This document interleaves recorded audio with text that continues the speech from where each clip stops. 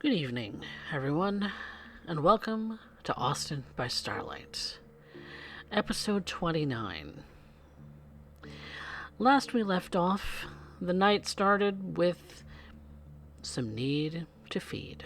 And some of our kindred decided to go about feeding in their usual manner, maybe a little outside of the ordinary. But there were other things that these kindred wanted to do aside from just filling their bellies. Ophelia had arranged for a meeting with Mr. Alistair Knight, the sort of new acquaintance to the Coterie Pygmalion. She's made it very clear that anything and everything that she does is bought and paid for, either with boons or with whatever else she might have in her possession that might pique the interest of those who are buying from her. Pax is at the Coterie Haven, deciding what to do with Mario Barrera, and Yvette is out making her rounds. For now, we're going to join Alistair and Ophelia as they meet up for this lovely little piece of time that they have scheduled for each other. And we meet them in a nice section of the domain, sort of sitting at a cafe, privately, of course.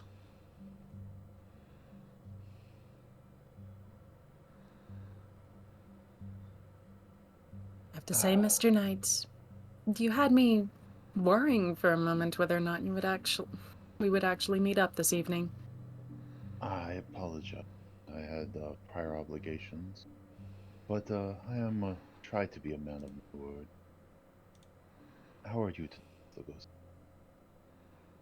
Oh, I'm moving along swimmingly. Mostly trying to busy myself, as it were. Well, I did some research and amended my plans under the advisement of someone much more knowledgeable about what I have planned than myself. And I have a plan of attack that will get us an in with the Nosferatu and the introduction that you seek. I see. And, Well, regarding our haunts, the little creepy friends of ours, what is this new plan of attack you wish to take? And where do I fit into all of this, if I might ask? Please. I well, understand subtlety. Do speak in tongues. hmm. They had made a request,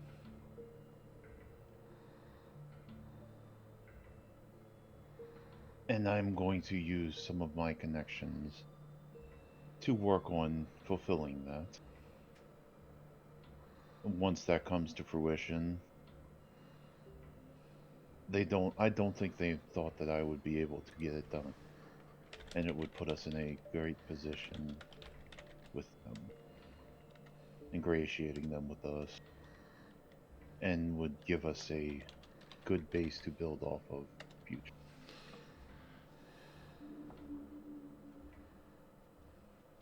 Well, now you have my curiosity piqued. Hmm. What do you know of human politics?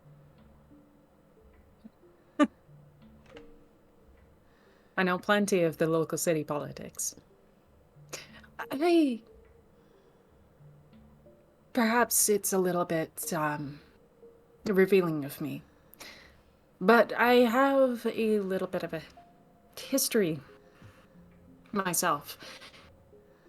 A couple years back, I I took a major court case and brought it to the forefront and light of the local population of Austin regarding a laundering ordeal. It was very unbecoming that this was occurring underneath the noses of, well, the good landowning individuals and the property owners that we find among this city. It is within my interest to protect such individuals. So, you might find that of that particular group, I'm known, at least a little bit, as well as known among those who maybe aim to cause trouble legally when it comes to landowning rights, property rights. Does it start to make sense as to why I'm so interested in Nastasia? Yes. I do believe that you will like her. She is an interesting person. As I've heard. But for tonight, to start the groundwork, I put out an email to my students to get those who are interested to help with a little campaigning. And see if we can start to swing votes the way we want them to go.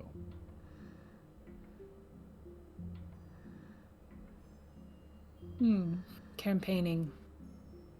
It's a hard task to take on, I won't lie.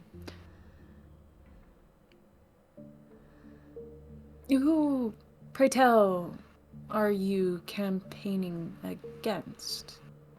Did I ever get the? Did you give me a name for the other opposing candidate? The opposing candidate, I don't have a name for. The Okay. person that you're going up against, though, Is Pendrum. Pendrum. Yeah. We were thinking about Mr. Such and Such, the opponent to I could Mr. randomly generate a name. You're campaigning against Pendrum. Yes.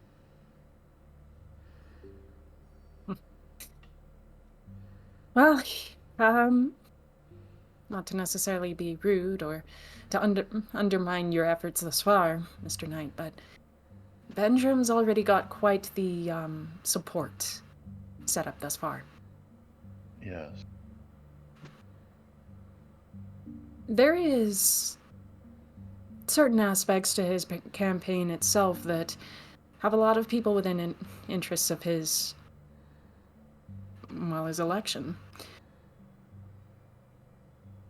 And these things, including, if I remember right, there was that highway he was working on. Completing that was one of the big features of his particular election in office. I'm trying to recall what else. Coffee, would there be anything else that we know that Pendrum is currently, like, his campaign is built off of? If I might, go ahead. actually, Coffee, there might be actually some ties here. Go ahead.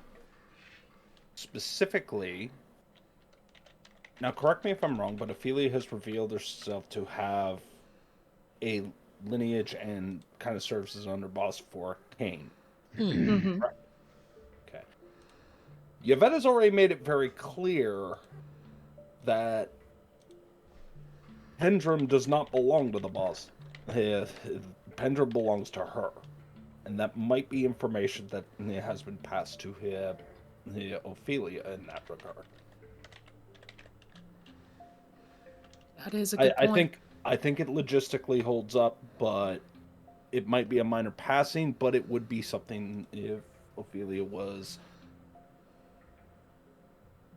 informed before her arriving at the coterie. These are things you need to know, such as, Pax being involved with the Dawn. Well, you probably want to end up knowing other members as well.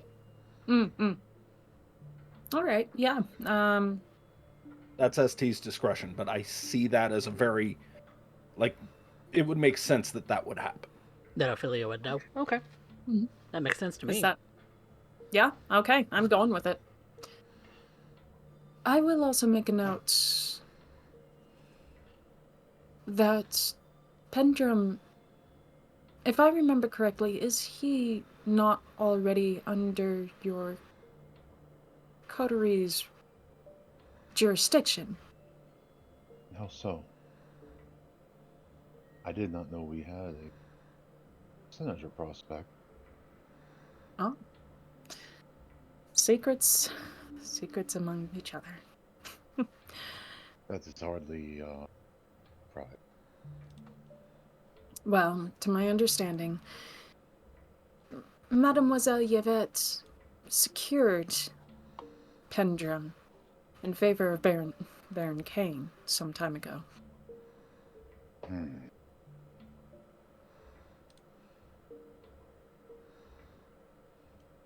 What is it precisely that connects the Nosferatu to the senator?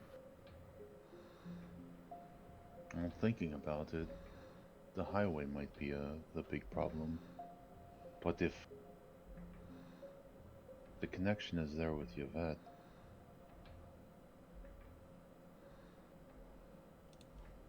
we might be able to do this without even worrying about who wins. If we can get the agenda that we want pushed. I think a more frank talk with the Nosferatu is in order. I think a more frank talk with, Yvette is next. Once we know what their points are that they are worried about and why they wanted what they asked for, I think we bring Yvette in and figure out the way that can make all parties happy without stepping on her toe. Because without knowing that he belonged to her, I can only imagine how pissed off she would have been with him. yes. Well, I suppose this is where it all comes into play. Mr. Knight, understanding what it is that you are negotiating is the first and most important part of making a deal. Yeah. So yes, let's speak with our strange friends. Let's get to know and understand their position better. I myself very much have a few questions that I would like to connect with them.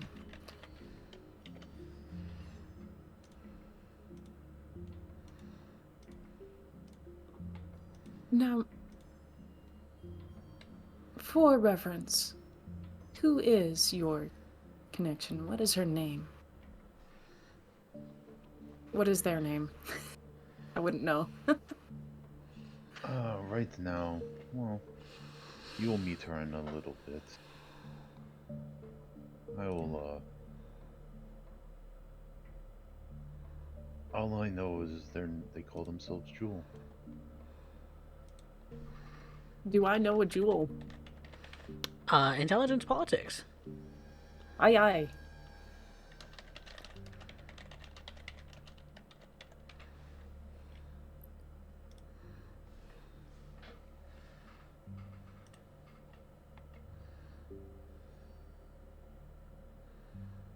Bonk. 2. That's enough. Jewel is often the go-between between anything the Nosferatu have to say about anything and Baron Kane. They tend to think of her generally, at least from the Baron's perspective and possibly from the Nosferatu's perspective too, that she's the most sociable out of the entire group. That she's really the only one who has a polite demeanor, while the others as Probably. she may have claimed, are a bunch of brutes. I see. Jewel. A name that I don't think could have been better chosen for her. One in the rough? Yep.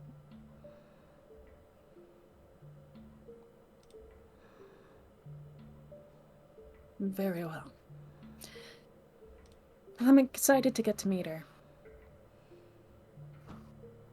I have heard of her, but I've never necessarily gotten to interact with her myself. I'm not exactly the first point of contact.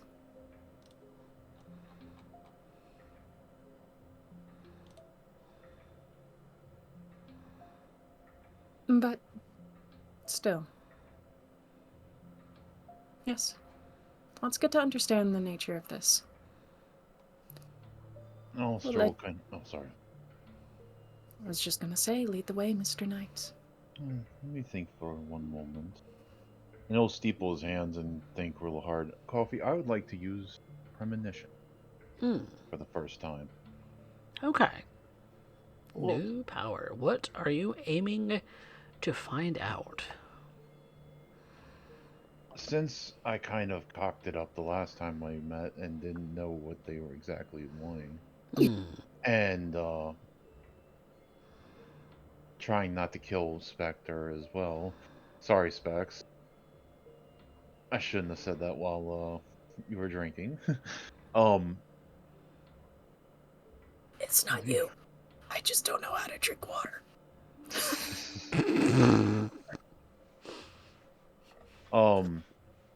I want to see if I can divine the correct path to go to make this plan come to fruition through finding out that and dealing with Yvette to Pendrum.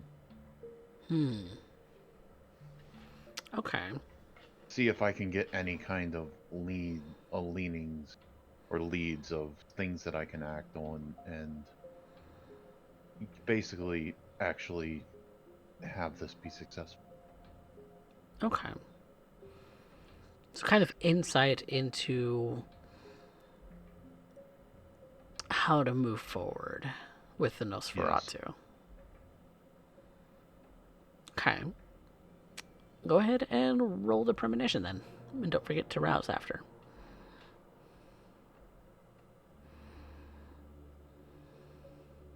Okay. Permanent. It's resolve discipline, correct? That's correct.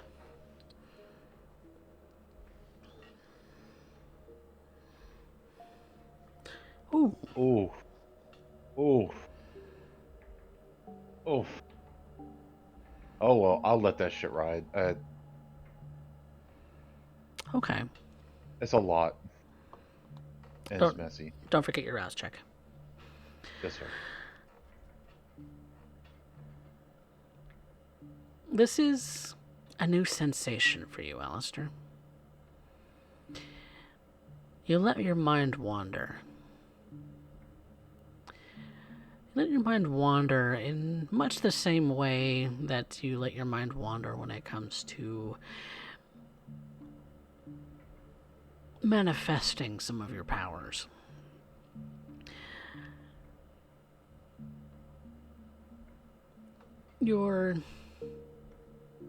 The way that you kind of get this understanding in your mind is that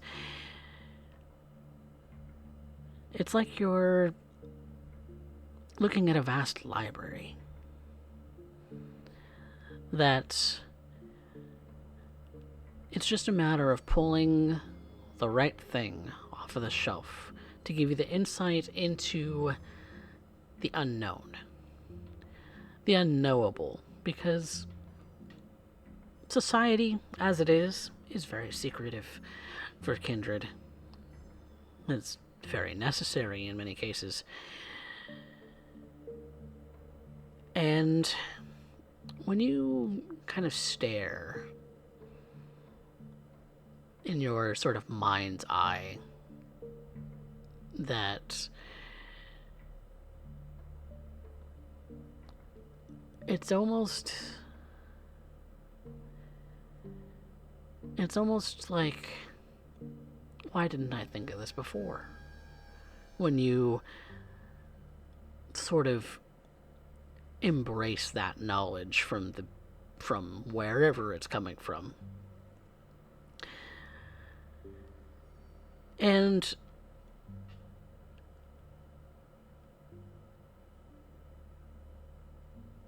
maybe Jewel is the only one who really has much of a social bone in her body, as the others are. When you kind of think about what Nosferatu do, they're information gatherers. They're known for digging vast tunnel networks. What's keeping them from digging a tunnel elsewhere? Why can't they do that now? What's really stopping them? And yes, the highway has something to do with it to close off one of the entrances, but there's plenty of others left in the city. There's networks of sewers and manholes and back alleys and abandoned homes and all this other sort of network of things that could potentially be a web of influence over the entire city. So why that? Why that specific opening? And when your mind just kind of races with the possibilities, well, there has to be something valuable about this entryway. One of the most important things that you come to realize is that possibly it's an entrance to the most of a feeding source that they possibly even have access to. If the rest of the criminal underground is out of reach because of Don Hernandez, then their only feeding source has to come from other ways, other methods. They can't feed off of just anyone. Not like you can. They can't just go to a bar. Not often. Not unless they can disguise themselves. And how many of them know how to do that if they're being described as brutes, and really that's the only descriptor. So it has to be tied. Has to be. Without a shadow of a doubt in your mind, Alistair. That the Dawn has cut them off from blood. Not just influence, not just material wealth, not just anything else. It is a severe lack in blood that is trying to be cut off from the Nosferatu by closing off this entryway at the highway. This highway would keep them buried, potentially forgotten.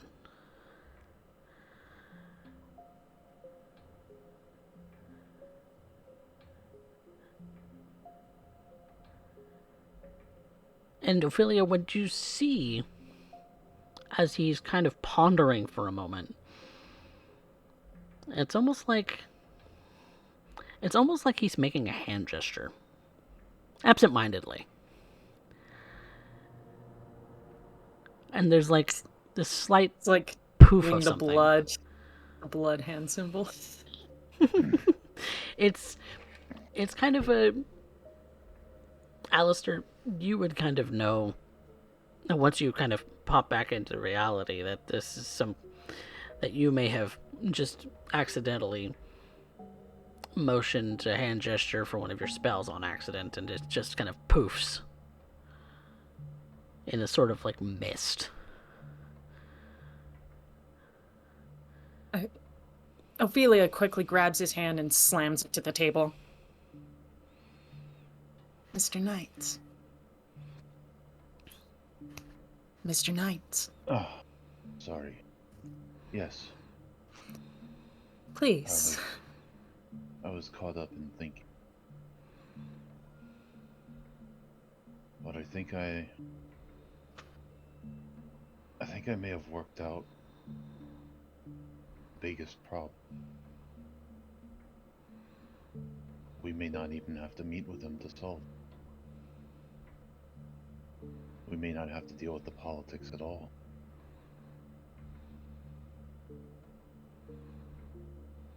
The highway is part of it, yes. It is their main source for them to feed and exist. What if we can arrange for them to have food without?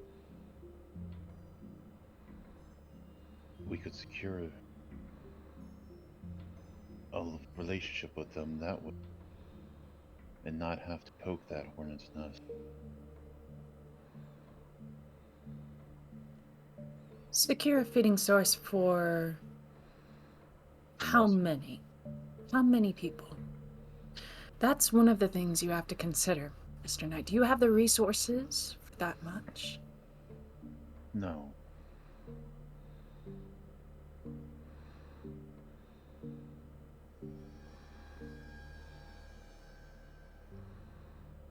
It's an offer that would be applicable in an individual sense.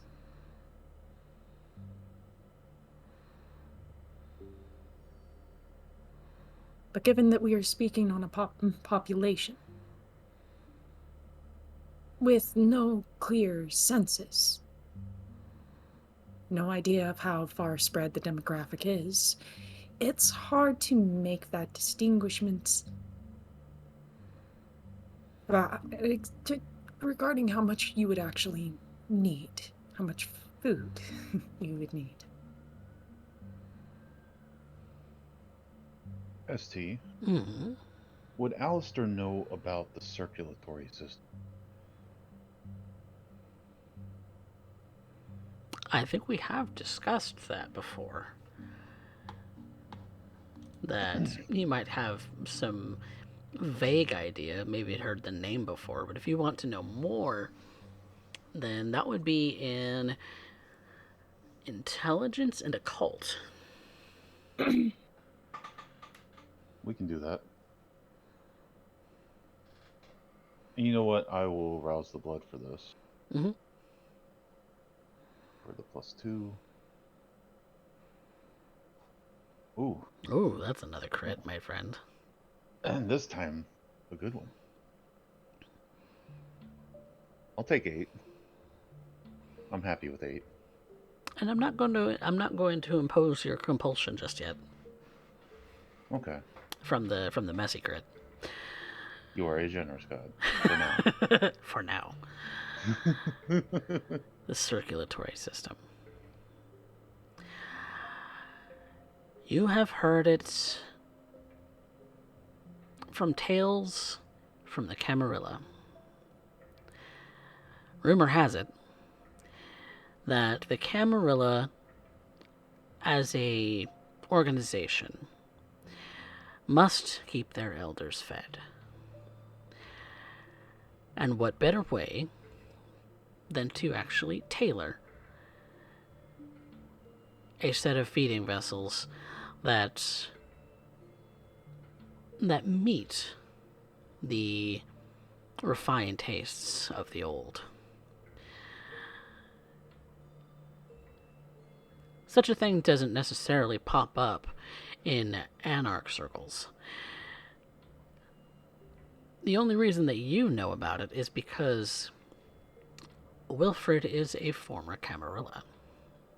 And he's mentioned it in passing before, and you've overheard conversation about such things, but you've never really had any first-hand experience. But that kind of thought just kind of mires into your mind as if your premonition's lingering just a little bit.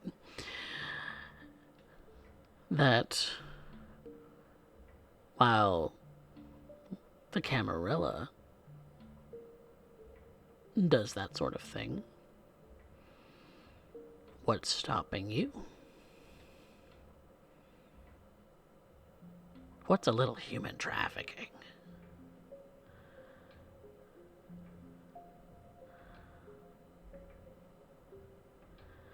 What's a little kidnapping when it means that you can feed a population of kindred?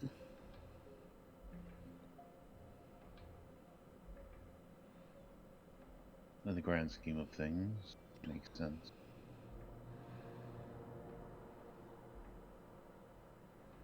And your Often mind, the most powerful in history live off of those more unfortunate in some way or another.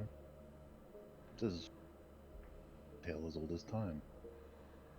It would be nothing new. and a thought kind of sparks in your mind, and you're reminded, whether he said it to you openly or not, that the entire reason that Don Hernandez was making any kind of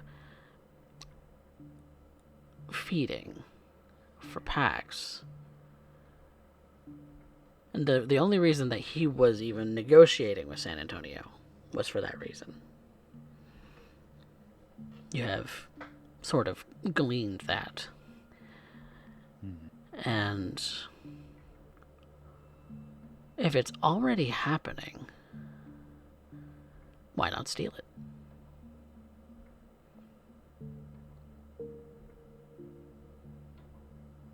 I think there is an angle. How versed are you in the Camarilla?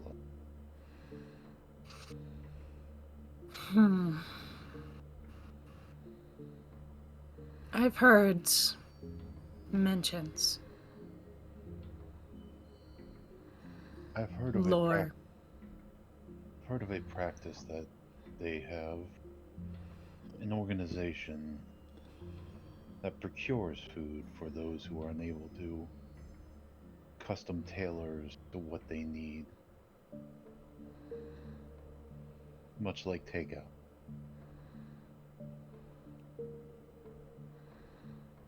It's not something that anarchs normally do, but truly, what's stopping them?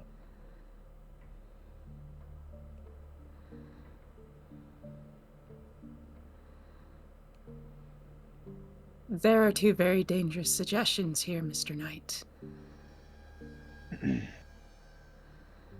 The first is what you are implying is human trafficking. Yes. And morally, ethically speaking, I cannot condone that. The second thing that you are suggesting is something that would disrespect and dishonor our Baron. How so? To utilize a practice by a faction he is opposed to, that he has fought, that he denies.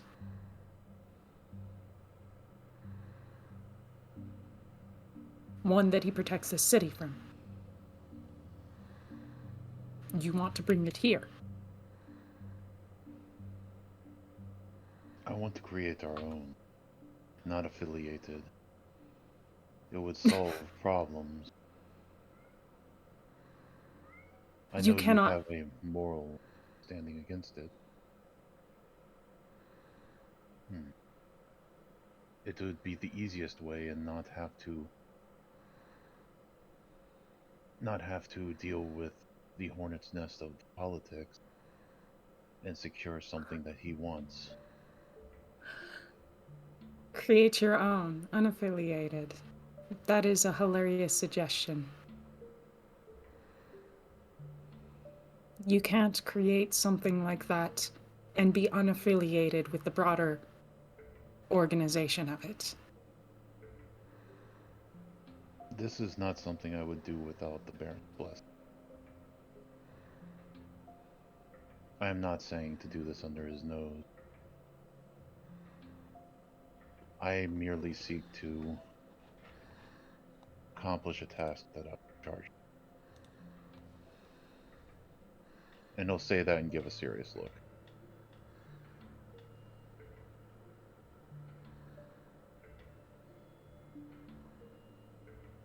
You want the Baron's blessing, then I can organize a meeting with him. But I will not ask for that. And I will not grant it to you myself. I am not implying that you should. This is something that is going to cause waves no matter how away I go. Now that I think about it, I should get his opinion on how to proceed then.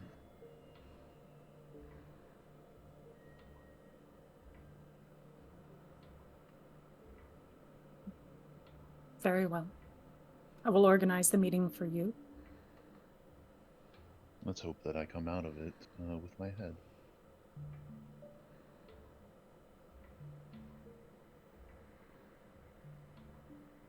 And in the meantime, there are two things that I still require. I would still like to speak with the Nosferatu. Yeah. That was going to happen whether or not we needed to meet with them. I have promised you that. Very well. We can do that before you, as you set up the meeting if you wish.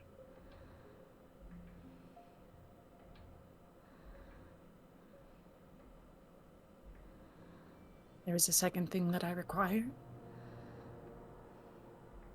And I believe I would need to have a conversation with Mademoiselle Yvette.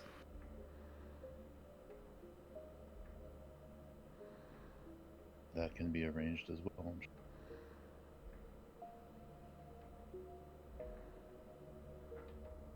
Coffee, out of curiosity, would I have gotten a direct contact to Yvette?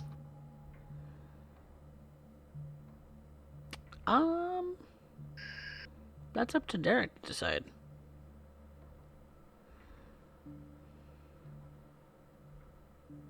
As Mademoiselle Cosetta has ended up with offering hospitality, I have no doubt that along with that comes the ability to contact Yvette should you require it. Then that answers that question. Wonderful. Then with that,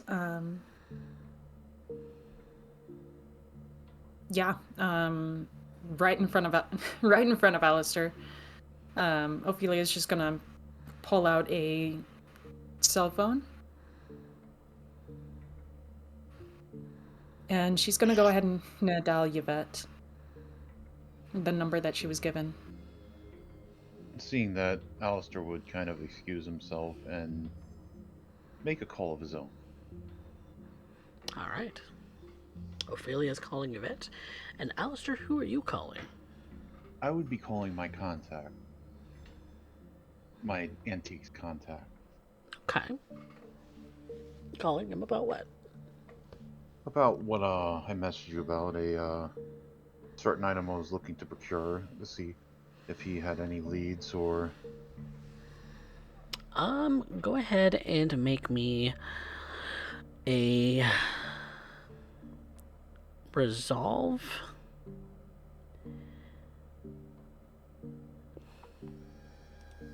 Resolve in something. Give me a sec. So I want this to be a dice roll. Sure.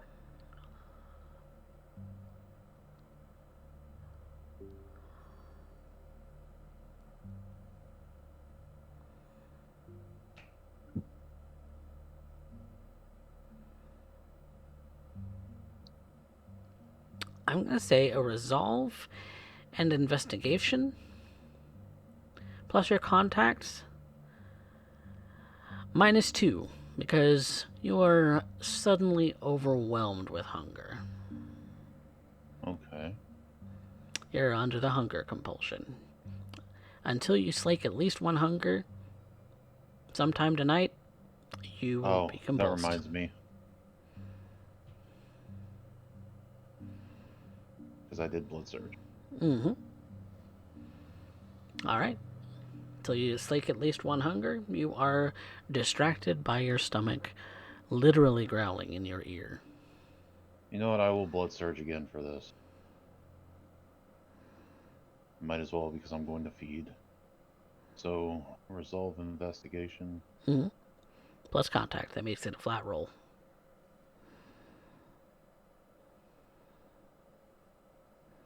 Well, it would be a +1, wouldn't it? Yeah, because your contact is a 1 dot, right? Yeah. Okay. +1. I will willpower. Okay. 3. Okay. This will be a cumulative roll. So the following day, you will be able to roll again. Copy that. But not quite yet.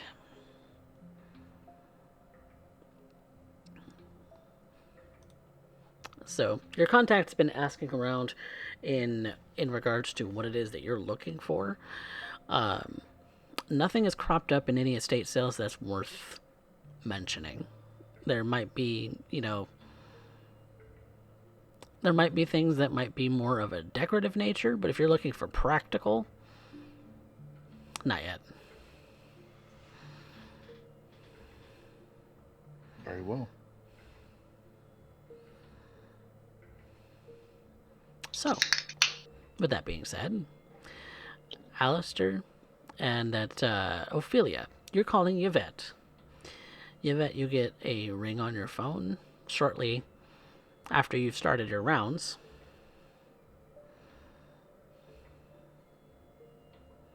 Bonsoir. Hello, Mademoiselle.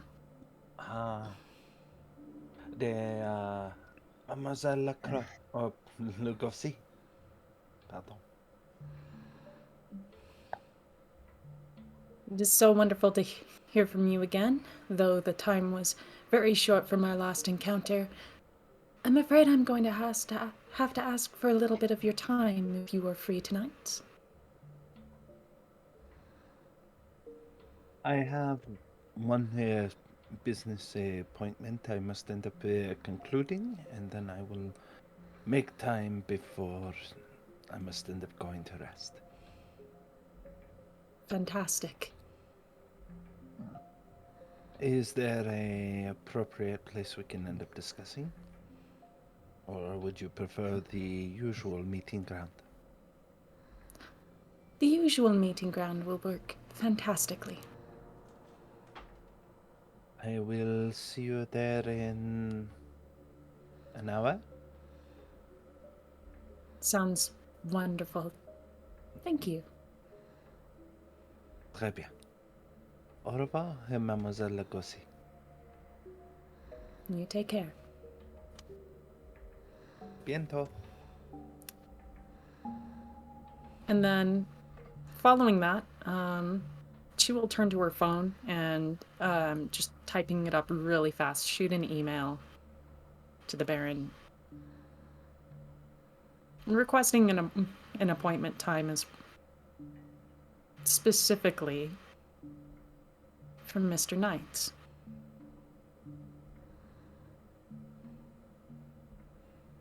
Okay.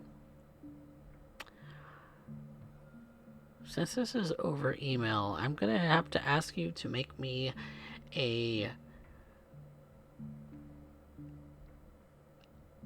let's see. I'm going to say an intelligence and persuasion, because you have to word it very well for him to accept. Mm-hmm. Intelligence and persuasion, but since it's over email, it is going to be at a -1. That is acceptable.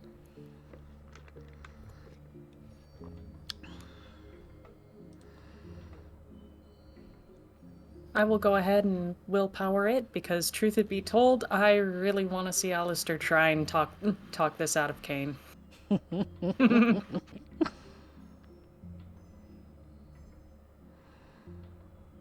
All right, that's 3 total. And you're aiming for him to accept this meeting today? Not today. Just soon. How soon?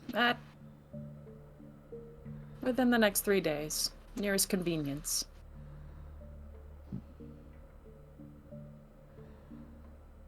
Okay. He doesn't shoot you an email back right away. Acceptable.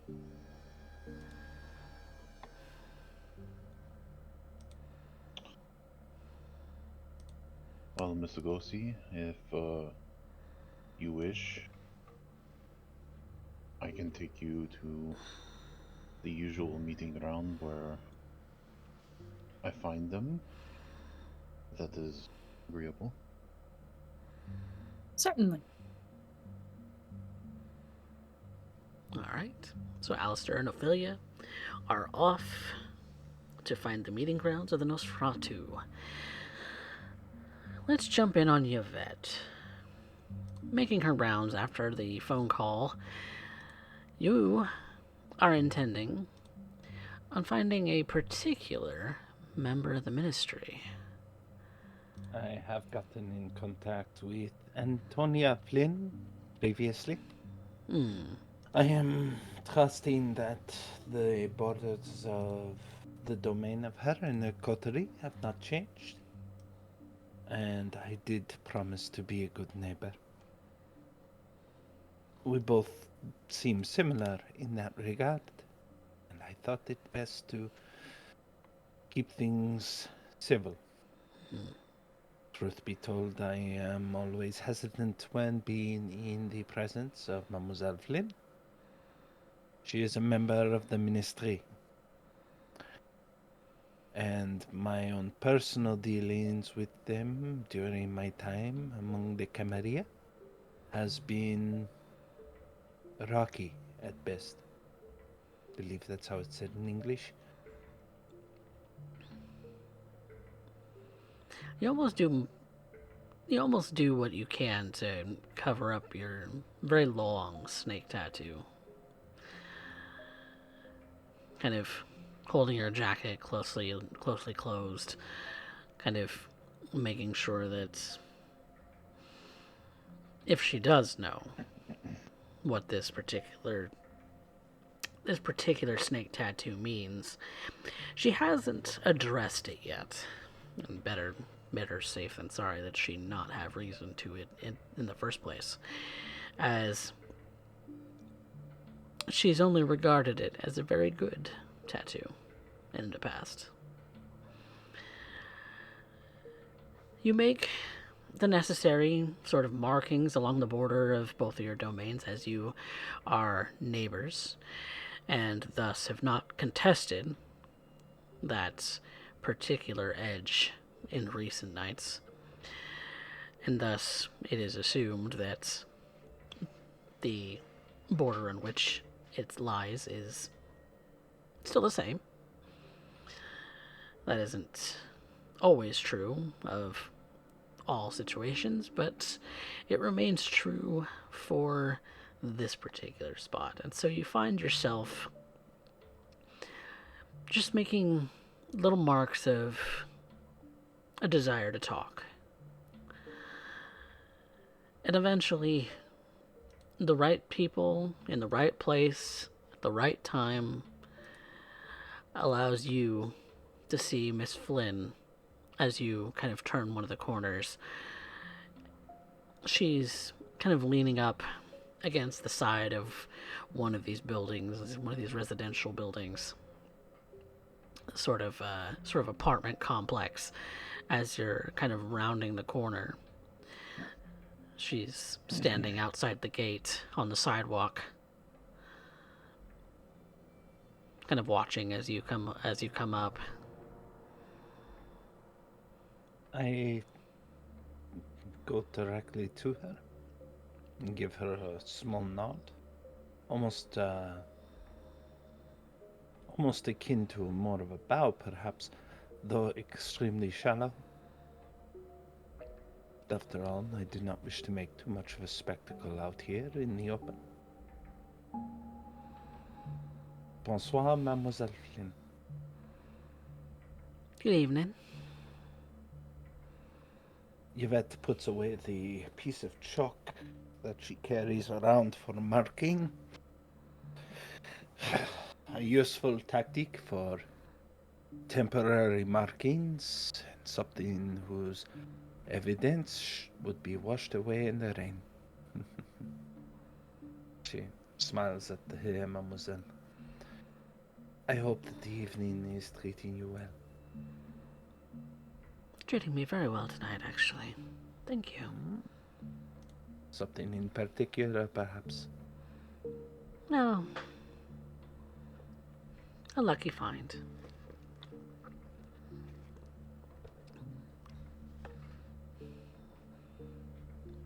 Can't go wrong with a lucky find, right? Oh no, how lucky could you possibly have been? Well, lucky enough to be satisfied for now. What can I help you with? I did, after all, end up saying that I would remain neighborly and check in from time to time. I thought with all that was going on within the city that you would end up having a mum or a shake up, shall we say. I believe that is the term.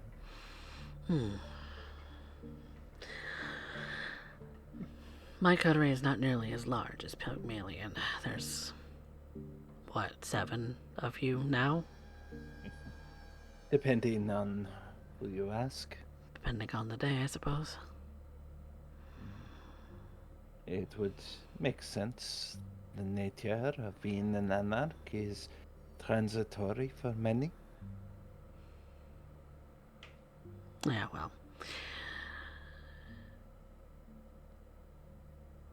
Being that we are few in my own little space, as far as shakeups have gone, not a peep. Why, have you heard something? Depends on who is asking. For you, Mademoiselle Flynn, I would give the word. In truth, I am here because of the recent events between Don Hernandez and the Baron Kane. There's always been a little bit of a fire between the two of them. Unfortunately, it would seem that things have gotten more unease in recent evenings. It's one of the reasons why I stay out of Don Hernandez's domain. You have history with the man?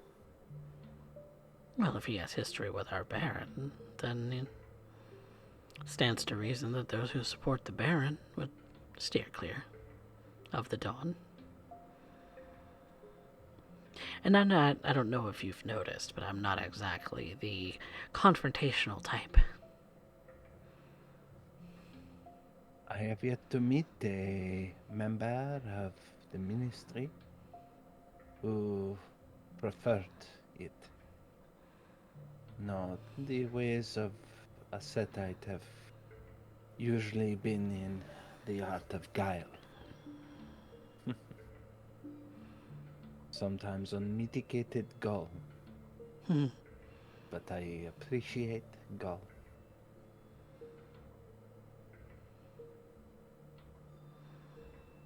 No, I ask for simpler reasons. The first of which is I want to end up understanding where my coterie in their domain sits amongst our neighbors. You avoid Don Hernandez, even as he threatens the Baron? I would almost think that you believe him to be unjustified in the title of Baron.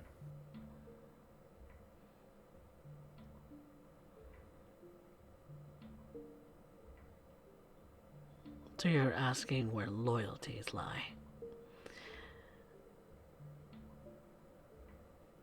I've never had to end up lying about my position before. It is something I am unaccustomed to. And I'm not lying about my position either. It is not my accusation. My accusation, if you were to use such a harsh term, is that in avoiding Don Hernandez's ire, you may in fact hinder the position of Baron King. As I said, I'm not a confrontational type. I'm a socialite. Of course. If what I have to say isn't important, then, well, there are others who could take care of other business that way. Let me be straightforward with you, because I'm not really keen on the entire sort of back and forth dance of whatever this is.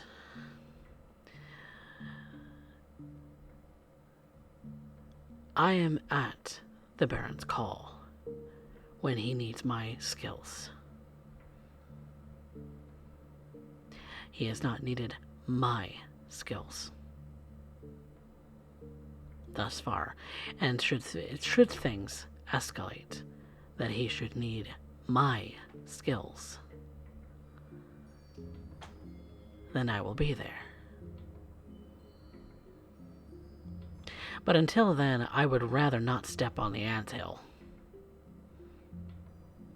That is, Don Hernandez. As, I don't know if you've noticed, but he's even turned on his own people. I have.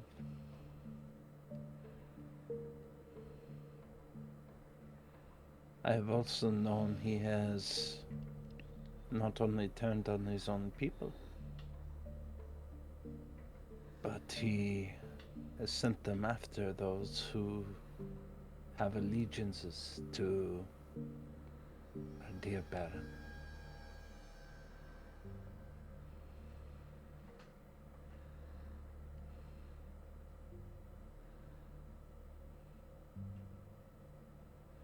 So I suspect I should watch my back then.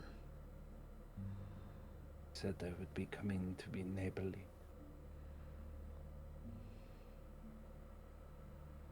I would not leave you in the dark of such things.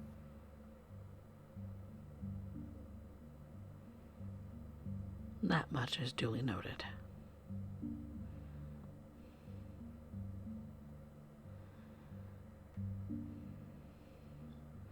Do you think this is going to boil over?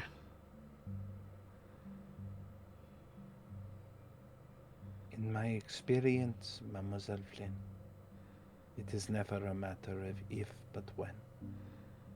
All we can do is prepare.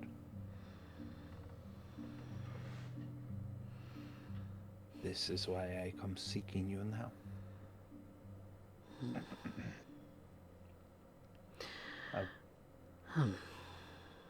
Well, I would not have you.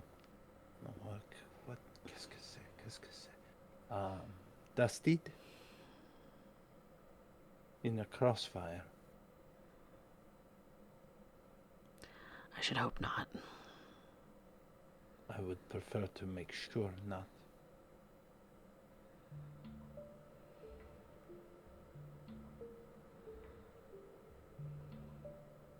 So I come. I am led to believe that the Don had people moving through our area. One had been apprehended and removed not more than a few nights ago, Good. but no one saw him come through to enter our little abode. You kind of butt right up against his territory. We're on the other side. True? All the more reason for me to get in contact with you, is it not? Of course. I would not suspect that you would have seen much. But I also have to be prepared, as you said it yourself. We are the bulwark between you and Don Hernandez. We are that wide berth you wish to maintain. Is that not true? Yeah, I suppose that's correct.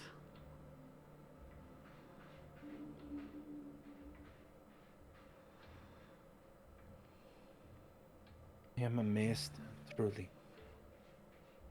Very few even speak of your coterie as though you had never existed. Your capability of maintaining a low profile, despite being the socialite you clearly are, is a credit. Been around long enough to know that you don't have to make your appearance often to be influential.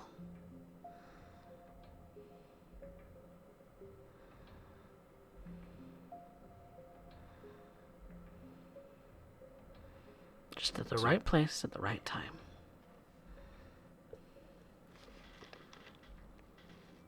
And what would be the right place, Mademoiselle Flynn?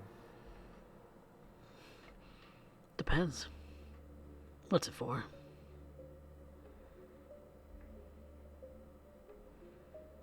She looks out across the street, looking about, taking in the whole of Austin.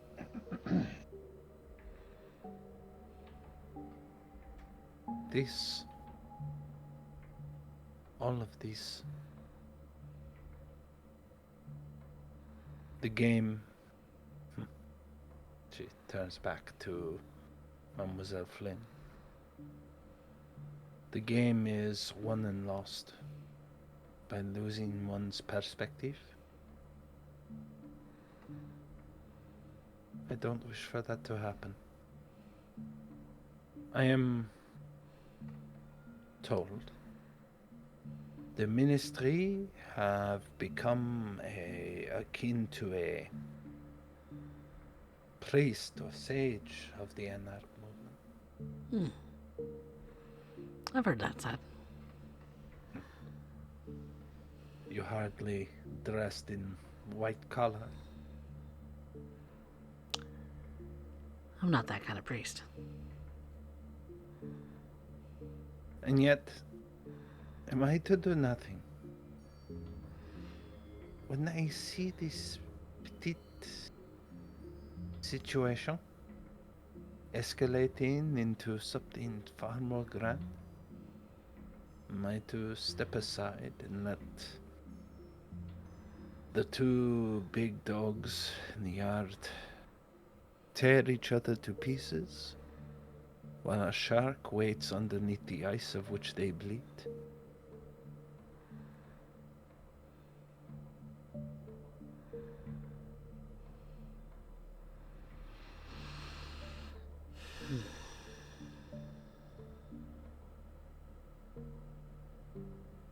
What am I to do, Mademoiselle Flynn?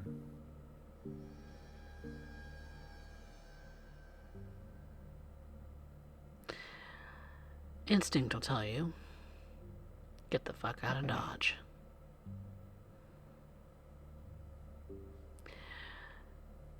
Ethics will say do the right thing. Whatever that means.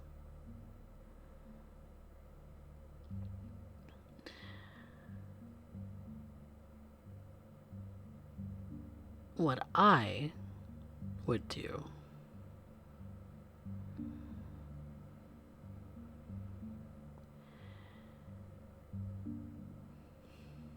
is foolhardy. It's stupid. It'll get me killed, probably.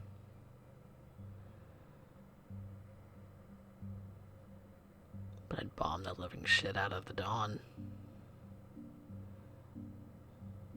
Find out where he sleeps at night. Or during the day.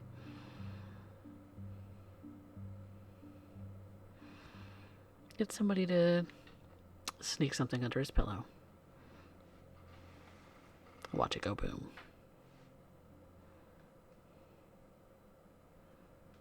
But that's just me.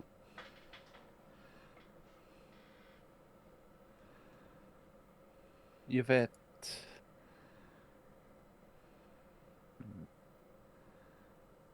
looks upon this ambitious kindred.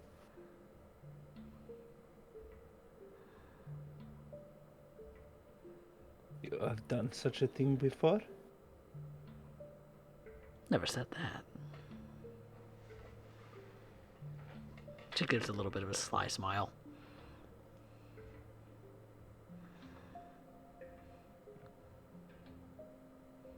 But who could ever tell these days?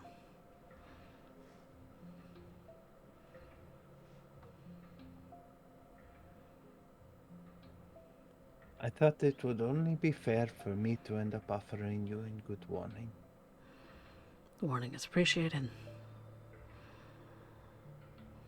I also thought it would be best to maintain relations such as they are.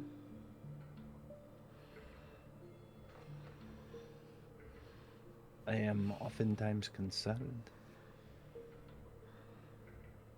Isn't that kind of what your type does? Concern about everything? I'm sure it can be tiresome at times. Must be exhausting being a worrywart. Someone must.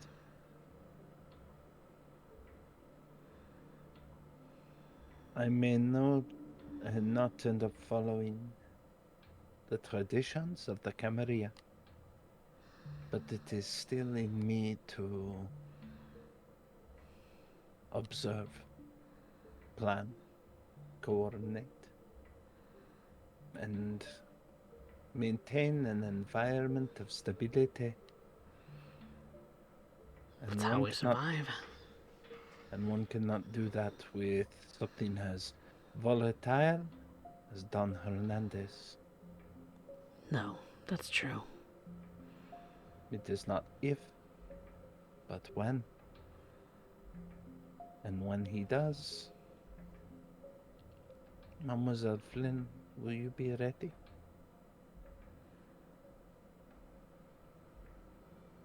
I've been ready.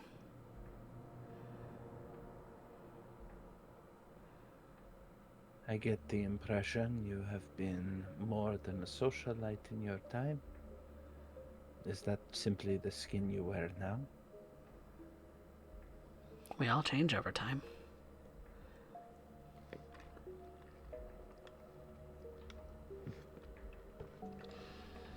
Question is, what skin are you wearing now?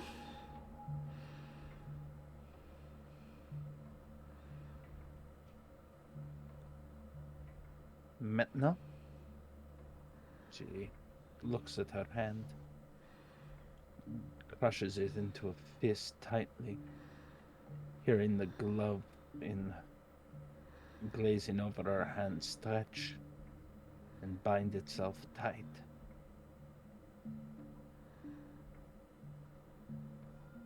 Maintenant, my skin is diamond.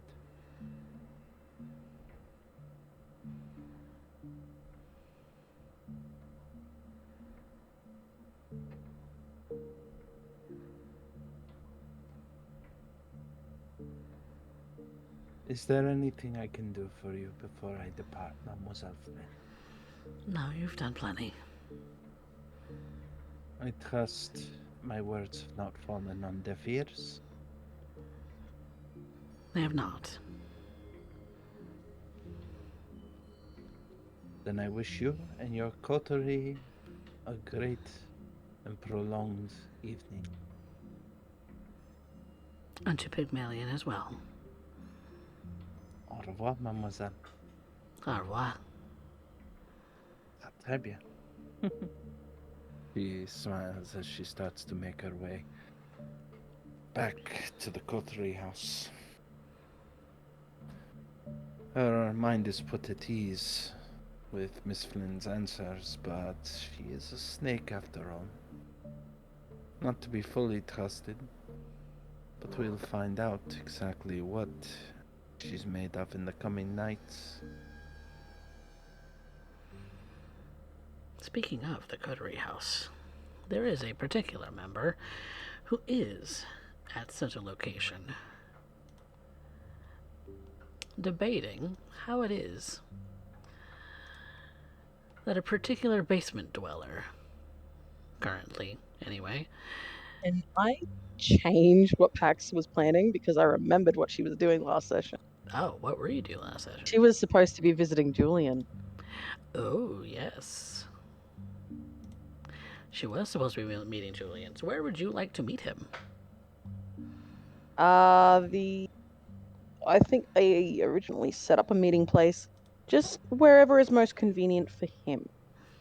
Wherever's most convenient for him. He's always... I think she suggested that they meet up for coffee. Yeah, they were going to meet up for coffee. So, meeting up for coffee. He tends to be running a little bit late, as is likely usual by this point. He's always caught up in so many different things. He's always running around trying to chase down this or look after that or what have you. Being a captain isn't exactly an easy job. Well, that's just part and parcel of working for the boss. That is. So, but eventually he does meet up with you, probably only about 10 minutes past the time that he was had initially scheduled. So he comes in kind of rushing with an order of a black coffee and kind of walks over toward you. Pax is sitting with a cappuccino. Hey, Squirt. How you doing? I'm all right. You? I've been better. You sure about that? Yeah. He kind of sits down at the little table that you picked out. I wanted to check in on you. Flattering. I'm worried about you.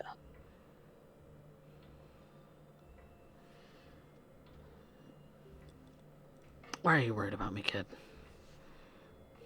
Because I currently have Barrera in my basement. Jesus That's fuck. why.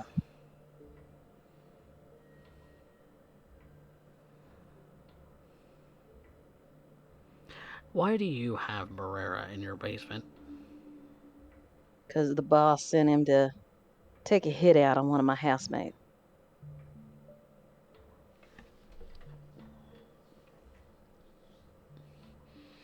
Pax.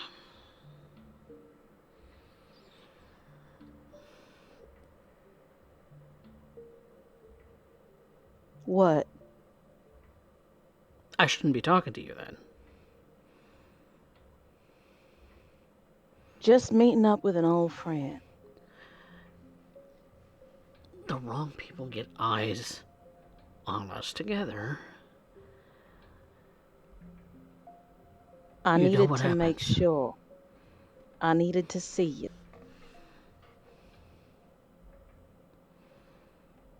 Yeah.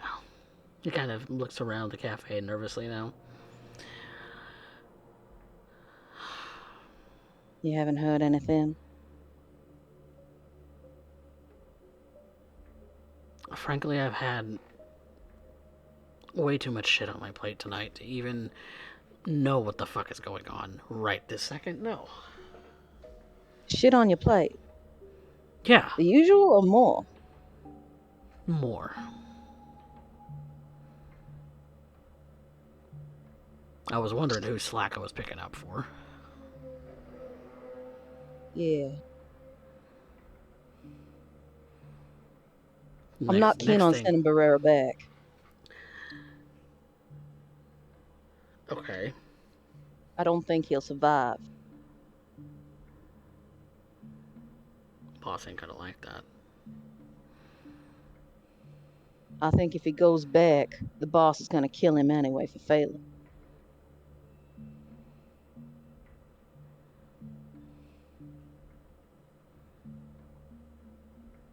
And you're gonna kill him. No.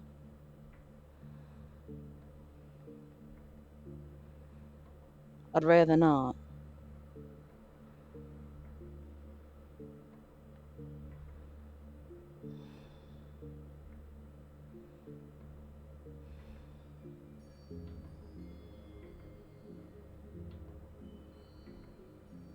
What are you planning Why on would you doing think? with him? What do I plan on doing with him? At this point, I don't know.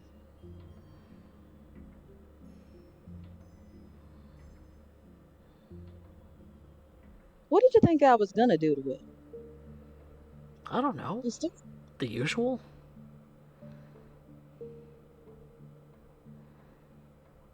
Torture him till he's dead? Torture him till he's dead. Kind of trying to break that habit.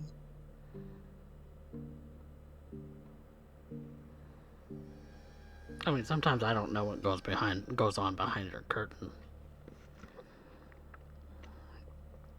What curtain? The curtain you use to kind of shut yourself off from what happens to people who go into your chair. Probably for the best, though. Yeah, I'd rather not.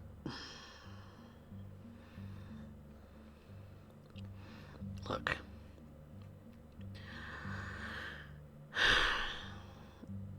I'm in a tight spot now, Pax.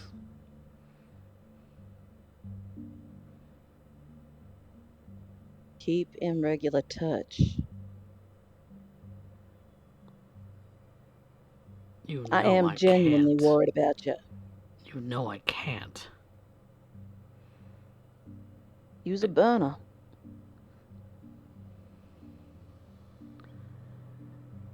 And what? Go against family? If the family's got it out for you, Pax, there ain't much I Am can I not do. family anymore? Of course you are.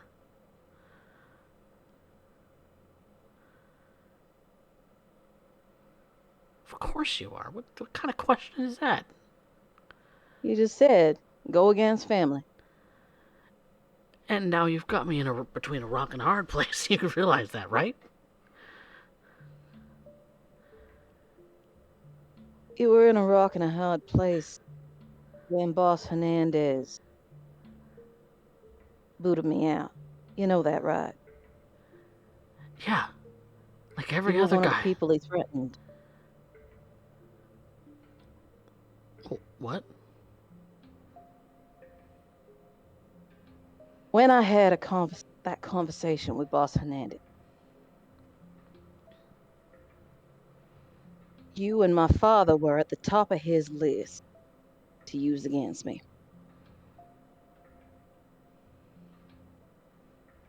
Lorenzo's a piece of shit anyway. But You he's and I still both know family. that. And I'd rather not see either of you hurt by Boss Hernandez's hand.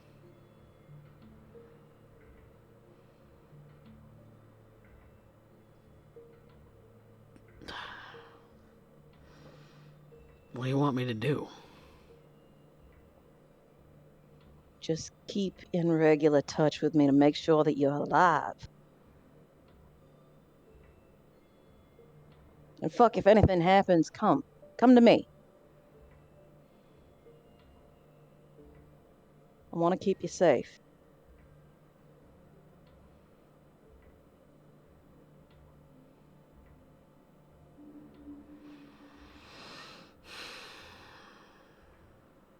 He just sighs very loudly and takes a very long swig of his coffee.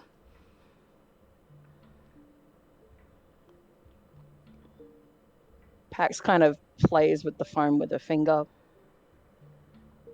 before bringing it up to her lips and sucking on it.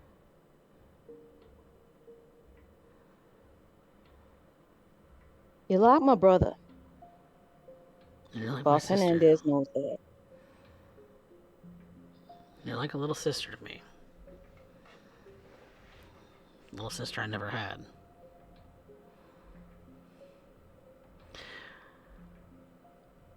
Now I gotta figure out what to do. So do I.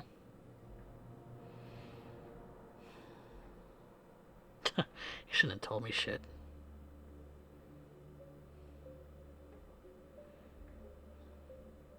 Yeah, and let him sneak up behind you and put a bullet through your head?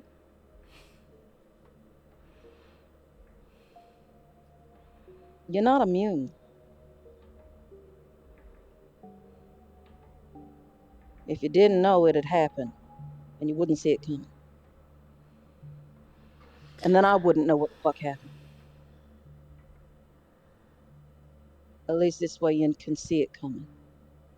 And get the fuck out of Dodge before it hits. If you need to. Yeah. Yeah, I need to fucking leave. I can't stay here anymore, Pax. Not with what you just said. Because if I do, I'm dead.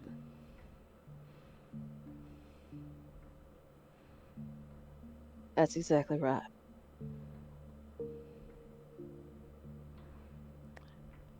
The only problem is, there's nowhere I'd go that he doesn't find me.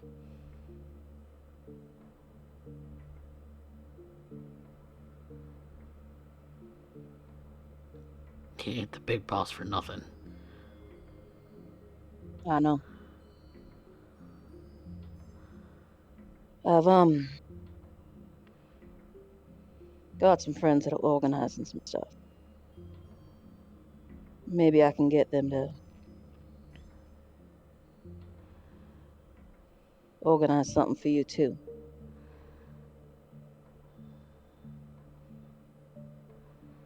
Don't you worry about me. I'll figure it How out. can I not? You're gonna have to trust me. I'll figure this shit out. Implicitly. I'll figure out my own shit.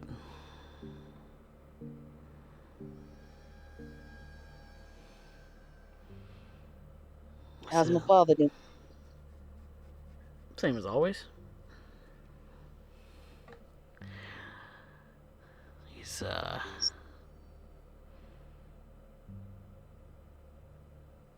trying to keep his nose clean, I guess. You know, as clean as it gets. Anyway. You know, low profile and shit.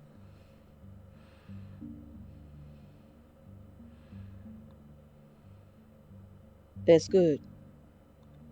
It helps when you know somebody, he points at himself, who specializes in low profile. Yeah.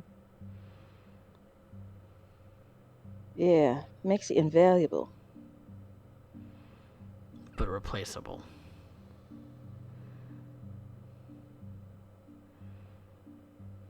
Everybody's replaceable to Boss Hernandez. Everybody.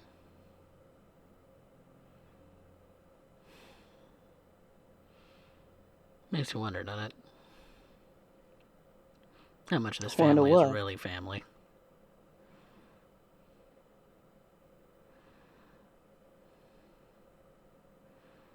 To him, it's not. Family comes from us.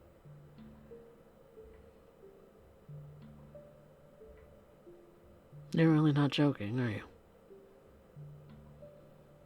I wish I was. You're serious.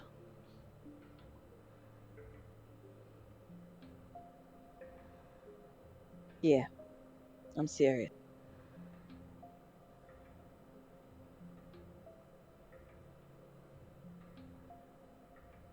He practically raised you. I know.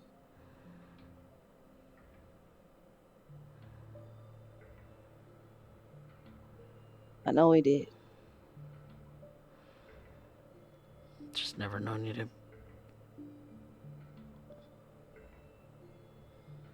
Never known you to Never be. known me to. Never known you to have boundaries around him. Anything goes for the boss, right?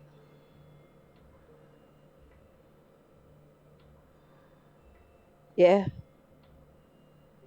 it was.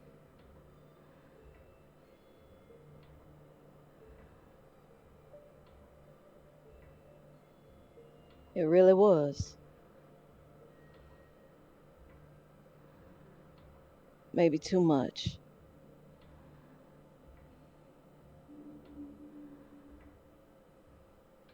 See what I did to Maurice?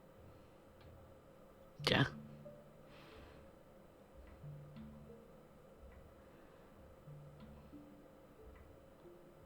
Guy can barely type on a keyboard these days.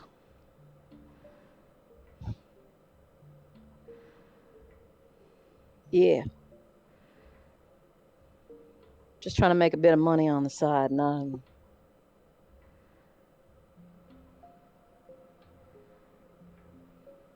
I dobbed him in because I was worried about what would happen if the boss found out off his own bat.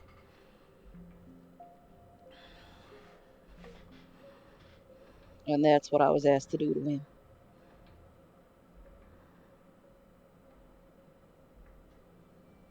And it could have been so much worse.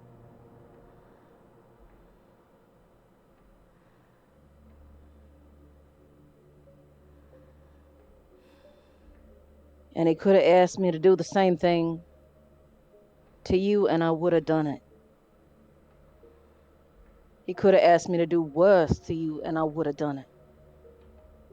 So what bee got in your bonnet that you? I learned something. That's all.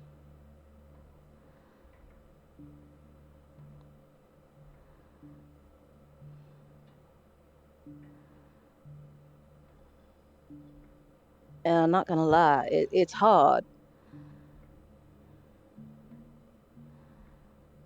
It's hard as hell.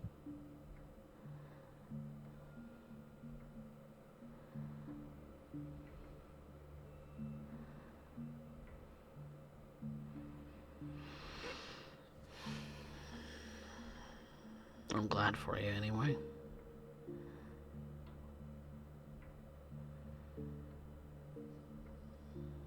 Think?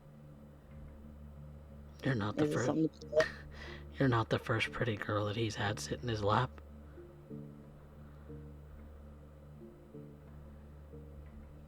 I'm sure. And you won't be the last.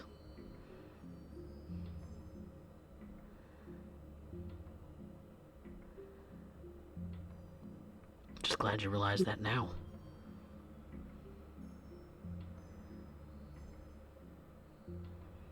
Yeah.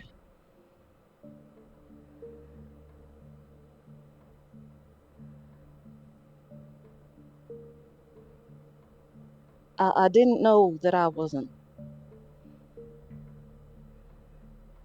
but that explains hell of a lot. You didn't hear it from me. No, He was my next. she's meant to be dead and buried. Never brought up again. So you didn't hear it from me. Who was it?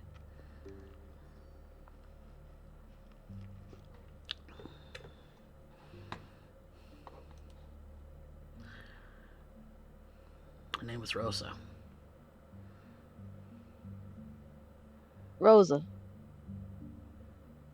Yep. Forget her last name. She was pretty. A lot like you. A lot like you, actually.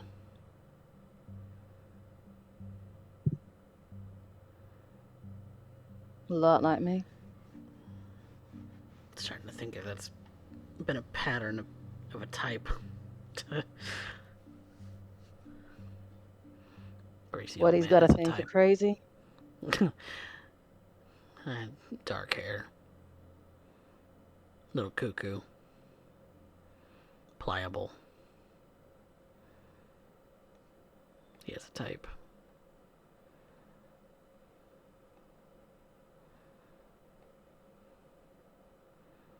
But that's enough of that.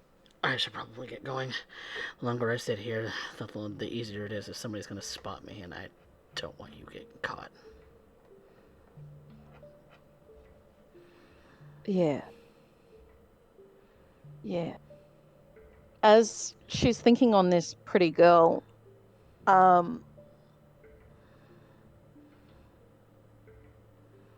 something twigs. Dark hair, a little bit crazy. A lot like her, named Rosa.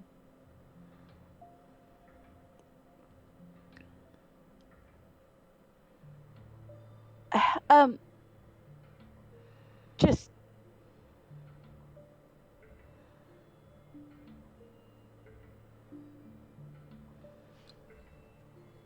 my mother's name was Rosa. Oh, yeah. Huh. Funny coincidence, that. It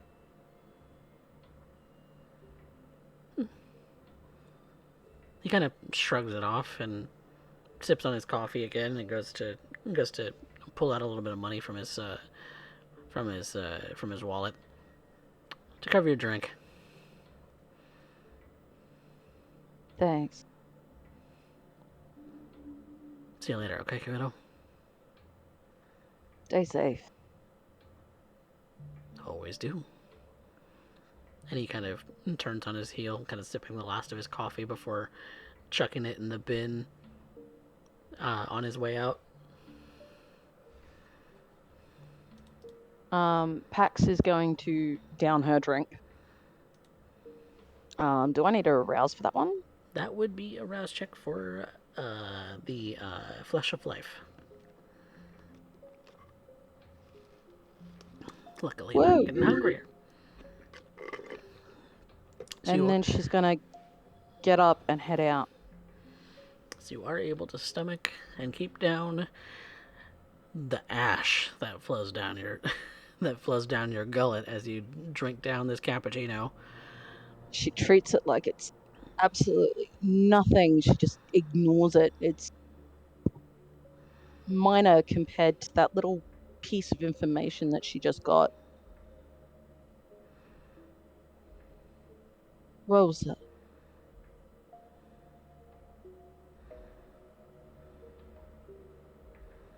I wonder.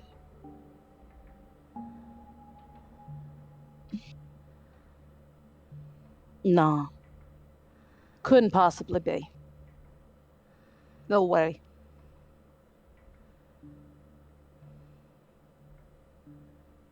And she's going to head back to the Coterie Haven. All right. I believe that is where we are going to take a quick break.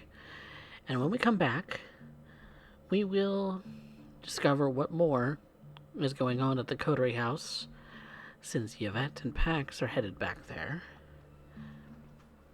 And Ophelia and Alistair may be headed that way too. Who knows? We'll have to find out. Be right back, everybody.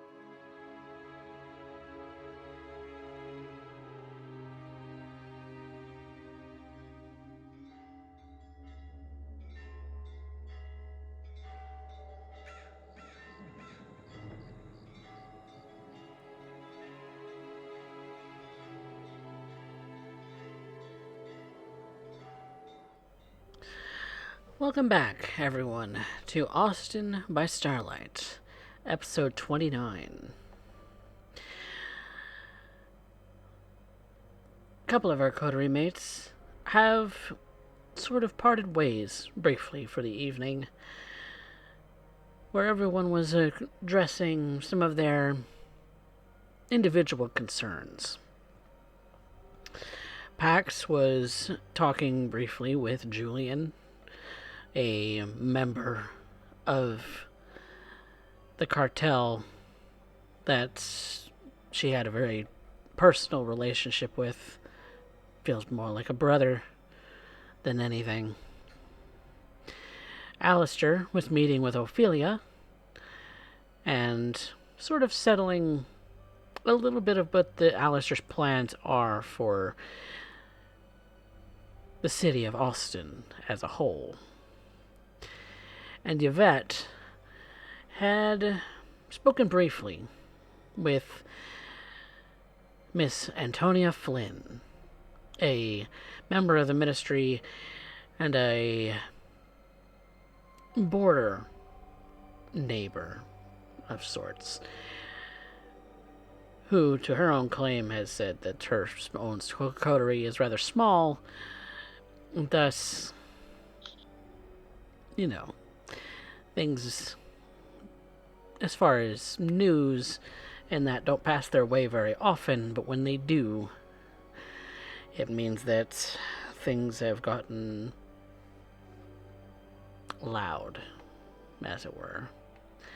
And so, after their discussions with their respective sort of conversation mates, Pax and Yvette find themselves both back at the coterie house, with the potential that maybe their coterie mates would join them.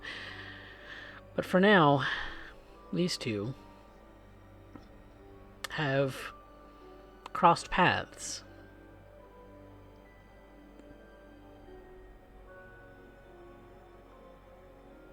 Mademoiselle Cosetta? Bonsoir. Yes.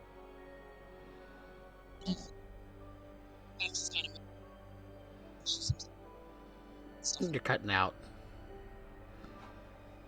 Pax seems to be moving around in a little bit of a daze, and she's picking things up and putting them into a bag. You see IV bags, mostly, and tubes.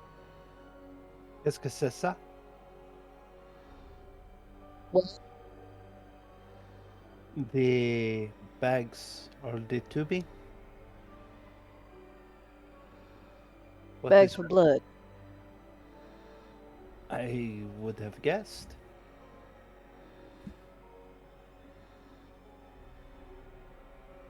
What is it that you have in mind? And how may I be of assistance?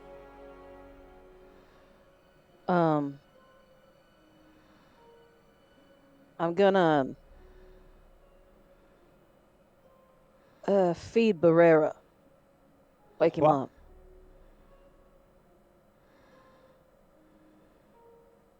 I've got some things to ask him.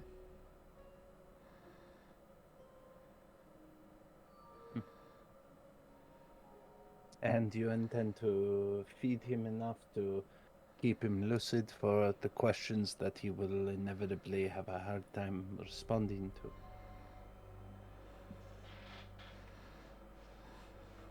I guess. What is it that you need to know from him?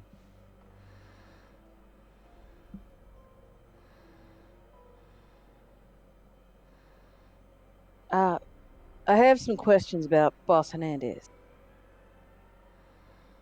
And That you do not already know?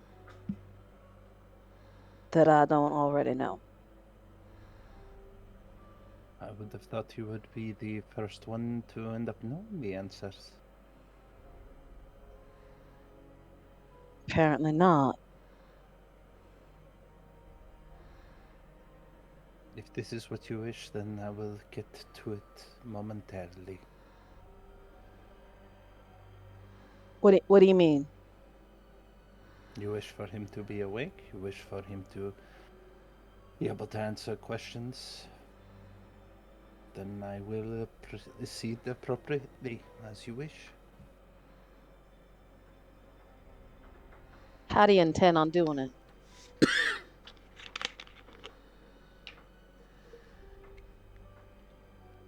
I believe this is the first time you have ever inquired into my means. I'm Has just. something changed, Mademoiselle Cosetta? I have intentions of blood bonding him. To yourself? Yeah. Risky, don't you think? Everything's a risk at the moment. See? No. We. But it does not mean that you have to end up taking that little risk on alone. That's entirely true. If you are It wishing also, to bound him, it would require you to, for him to taste of your blood. yeah. You already have a more difficult time feeding, such as it is.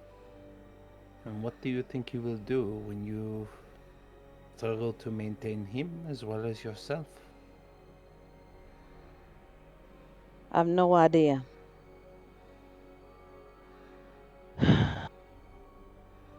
You're striving to come up with an answer to a problem you feel overwhelmed with. A bit, yeah. That is understandable. The whole point of getting the blood bags is so I can maintain him somewhat without. Well, I'm expecting him to lose a bit of blood. It also doubles as a backup resource, if you will. Most vitae does not keep as such. When perhaps you do not know this, mademoiselle, but when I was my sire's right hand, and I was dependent upon his blood. I'm not just talking about my blood. I'm gonna get mortal blood. You're going to need a lot. Thus, the blood bags, it reduces the risk of having to kill anyone. You expect for them to just offer themselves then? Go to the homeless, you offer them a bit of money. They're willing to donate a bit of blood for their next meal. There are always people in risky situations that will do anything for a bit of cash.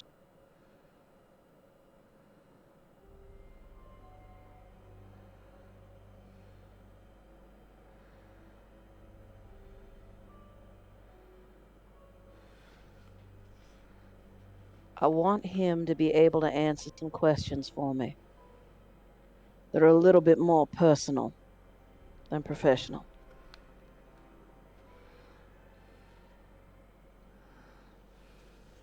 If that is what you will, then I will see it done.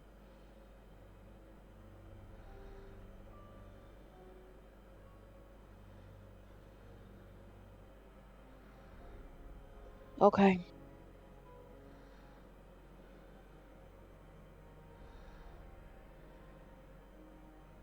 I take you're not busy tonight then. I am awaiting for Mademoiselle Lugosi, who wish to end up speaking with me. I have already finished my rounds, including discussing with Mademoiselle Flynn of recent events to end up seeing where her and her coterie stand, to understand their perspective in the given evenings. Now it is to meet with the fiend and see what is to become of that. And then I will end up running to get the task of which you have requested. Well, I suppose two of us working on it is better than one. There should be someone in the house to assure that your guest remains. Should there not? Yeah. Have you fed Mademoiselle Cosetta? No, I haven't, I have. but I'm fine. Will you be fine tomorrow?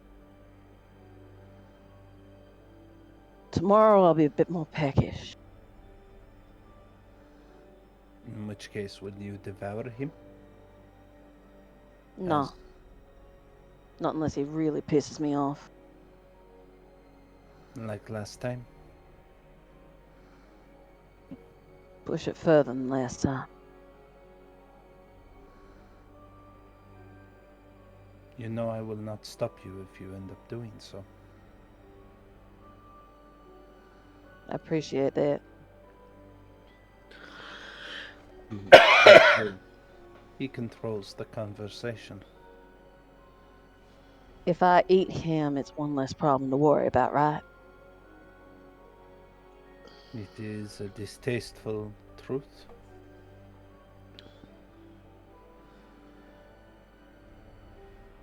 Yeah. But we cannot keep him below forever. I A know. decision must be made. Let's eat him now.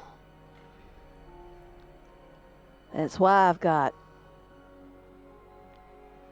I wanted to blood bond him. You are aware that such a thing is considered distasteful amongst anarchs? Quite frankly, right now, I really don't give a fuck. You should.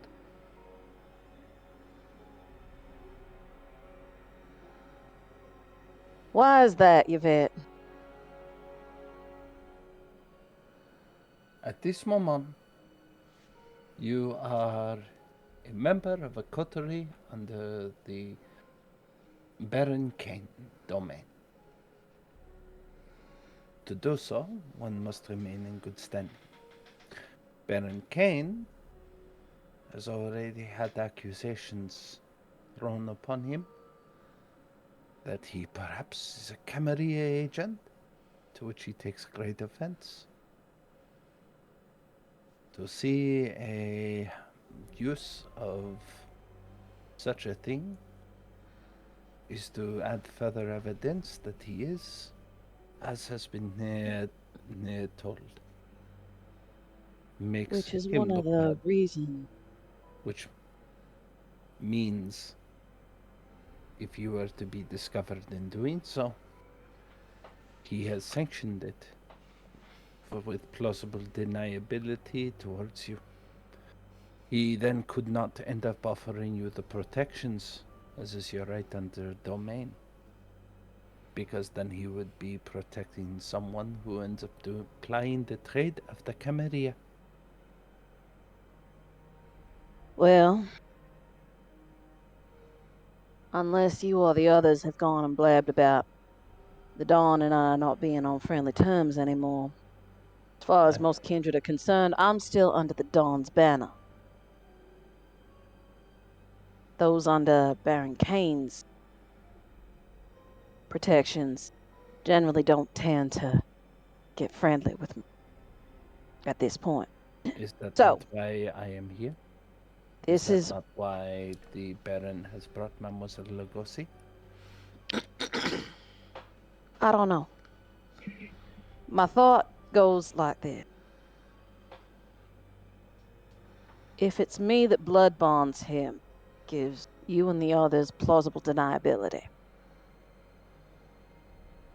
After all, I'm one of Boss Hernandez's lackeys. It doesn't fucking matter. It's just a lackey attaching to another lackey.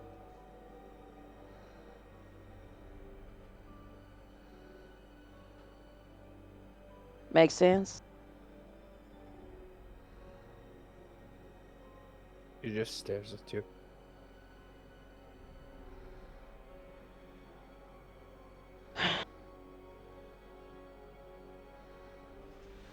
What do you want me to say, Yvette?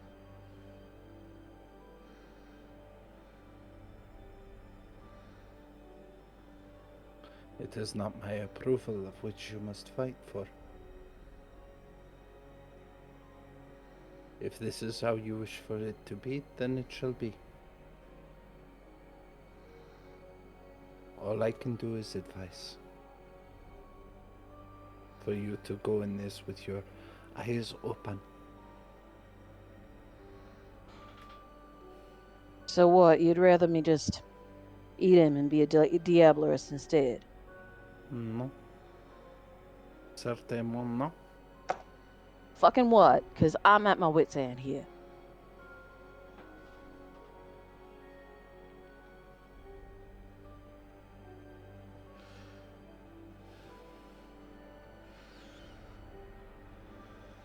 I am of two minds. The first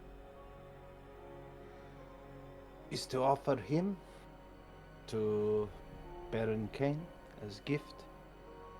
To say here, this is one who would try and take the life of one who is in your domain.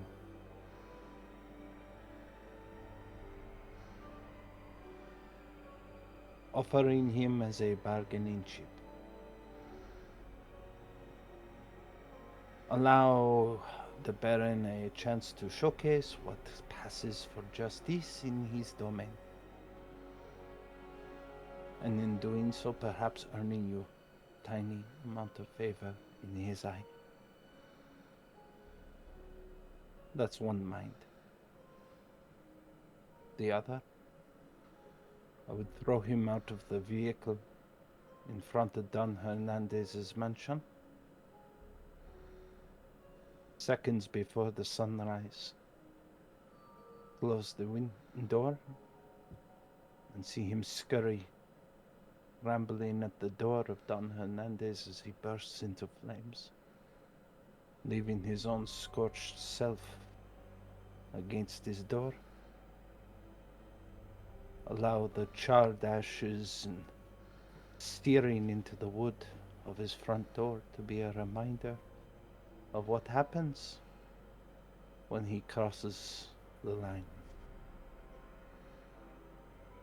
Both of which are fucking inflammatory and would end up with people at war. We are already at war. Yeah. Yeah, not like what would happen if you did that. Either of those. It would turn from passive to completely active. Mademoiselle, perhaps you forget. I have been an instrument of war.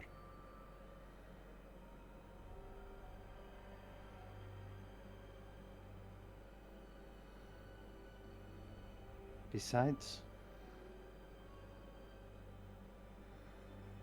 when does it stop? Shall we wait for him to send 2 or 3 more? Till we have a tea party down below? I can make crumpet.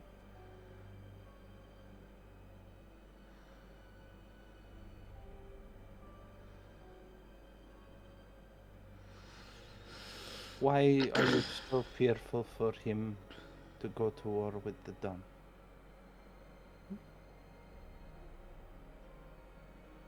Because I have stakes in this. Do you? I have stakes in this that you don't see. Or is that simply your bond to him speaking? I don't fucking know anymore. All I know is I have people I care about. Funny that. Even as fucking undead monsters, we still have people we give a shit about. For you, it's Dale. For me, it's people that are still in the family. And if this goes to war, those people are the ones that are on the fucking front line. If it goes from passive to active, they're the ones at risk. Yet it already has become active. Or am I mistaken in presuming that the bullet went through that window not more than a few nights ago? That was nothing in comparison to what it could be. So we wait for them to succeed next time. Or the time after that. A bullet through the window is gonna be fucking nothing. 2 bullets through a window is gonna be fucking nothing. We can both heal from that shit. There are humans involved that can't. You're right. Perhaps that should be more in your consideration.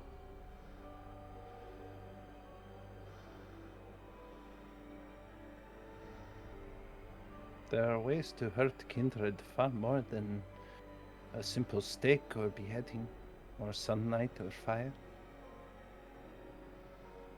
There are ways to hurt them far more. But your decision has been made, and I will acquiesce to it as you request. Right. I know your intent, and will follow along with it.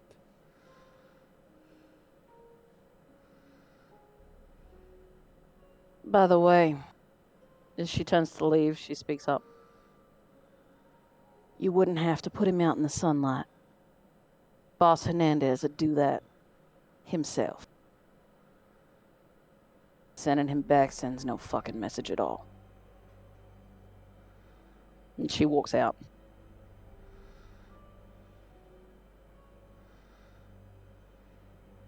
Perhaps then we need to be a bit more overt in our language, Vet says to herself. She goes to the table, places down her case, opening it up, preparing her weapon, looking at the window that's boarded up, the one that a bullet shot through, with the intent to murder one in this coterie. Yvette thinks of all the things she could do. The individual downstairs. It would not be difficult.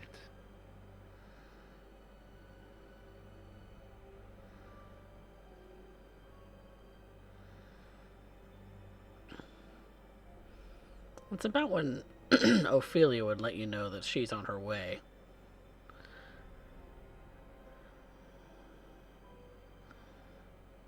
Yvette, and so, Ophelia, you can drop in as you would like.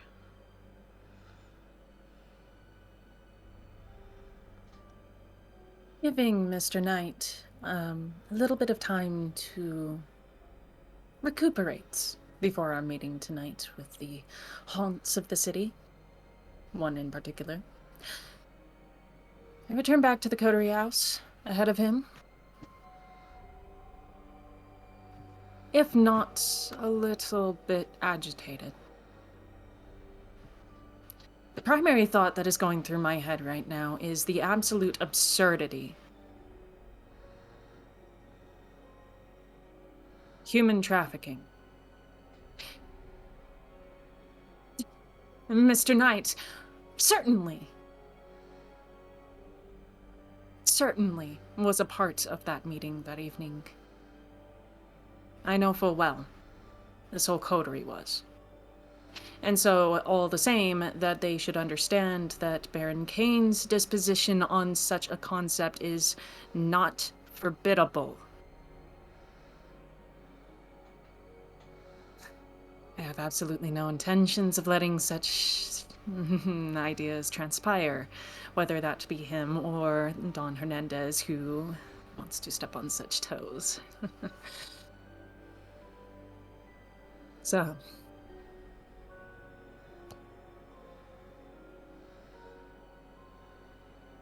insanities aside,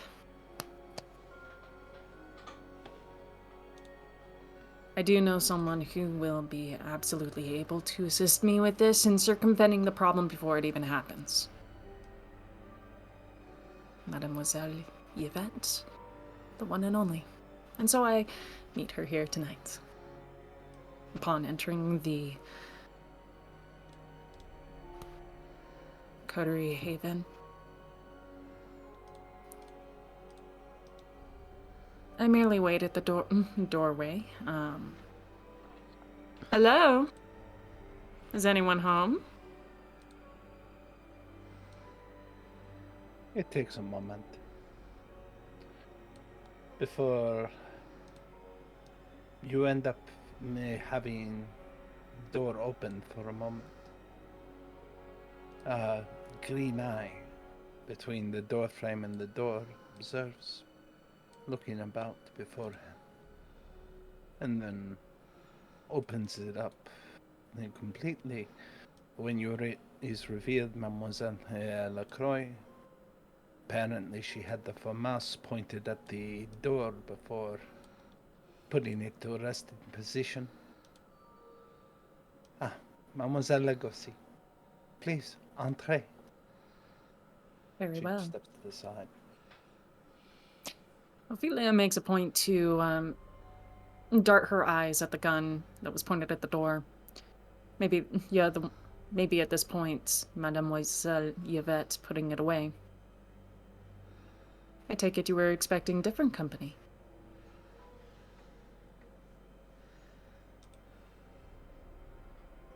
I always expect a different sort of company. It is a hazard of my business. She walks to the table, pulls out a seat for Mademoiselle Lagossi, and then Much appreciated. and then goes to seat herself, where you see a case open, foam cut out in the shape of a FAMAS, and an empty portion which looks like it was something else in that case, but it is not to be seen. She pulls out the magazine and racks the slide to remove a single round before placing it back inside that same magazine. Starts to undo the bolt and seems to go back. You can see the cleaning supplies about. Pardon. I find that maintaining my gear allows me a certain peace of mind, knowing that everything works as intended. She begins to put it all back together before placing it back in the case, closing it. Thank you for your patience, Mademoiselle Lagossi. No issues at all. Thank you so much for meeting me. I had a observation tonight while I was speaking with Mr. Knight, and I was hoping maybe you could help me make some clarity on it. I am at the service of the coterie. Mr. Knight has been in talks with the Nosferatu of the city. To my understanding, one jewel. The jewel is a fabulous example of what I would hope many of the Nosferatu would be. As I have also heard. He's made an interesting observation that the Nosferatu seem to be in need of blood. They're a hungry sort in this time. And though I understand it comes from intentions of achieving an ultimatum, he made a very intriguing proposal, one that I can't agree to at this moment. And I was kind of hoping. proposal?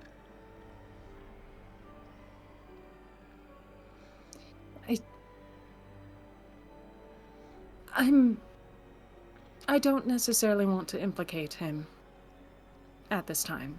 And yet you ask of my opinion. I cannot give you an opinion if I do not know the context of the situation. He suggested something such as a human trafficking network. This clearly disturbs you. Well, under the pretenses that that's inhumane, yes.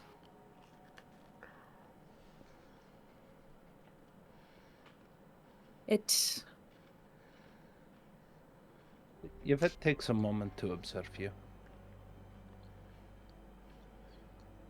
And I'm gonna do an insight and wits. Okay. What are you trying to glean? I'm trying to understand, what Yvette is seeing. The conversation she is having is with a fiend, a clan known for torturing, mangling, and mutilating people as a pastime, is currently talking to her about human trafficking and how it is inhumane. Mm-hmm. This doesn't naturally click for Yvette, so she's kind of trying to observe what she is seeing here. She's trying to clear up the confusion.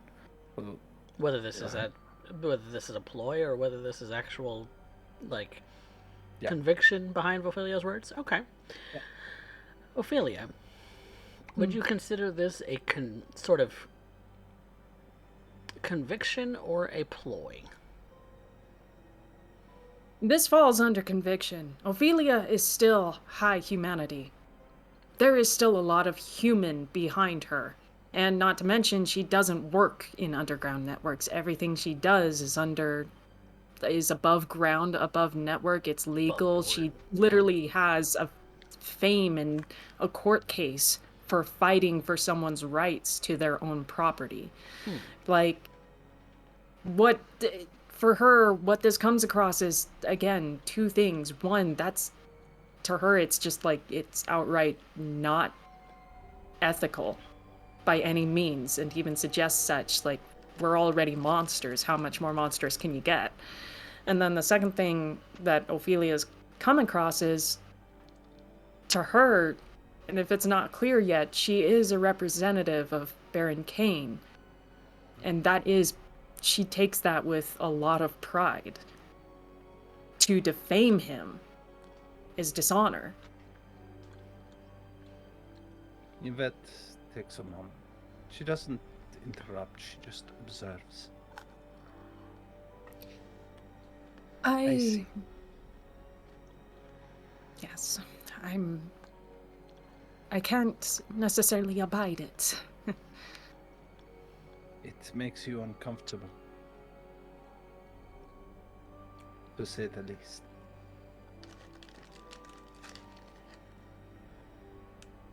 It's one thing to be what we are,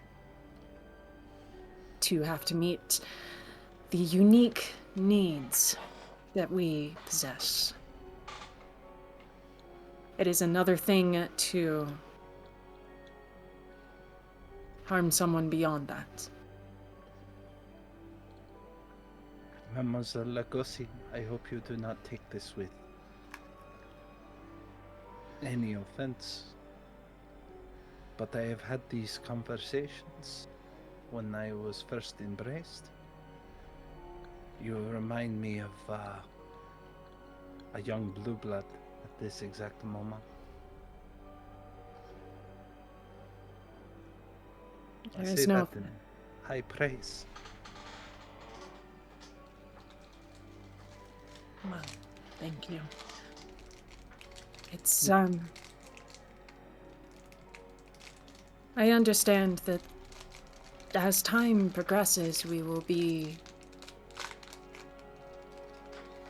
become different with age. An elder is going to always see things differently But if there is a way that we can circumvent the philosophy that human are but chattel,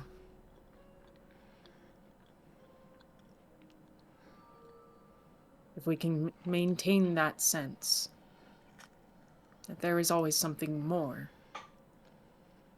to protect. And in that, I imagine, we might also protect ourselves.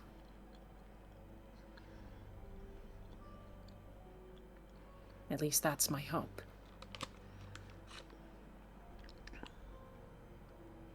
But It is a noble hope.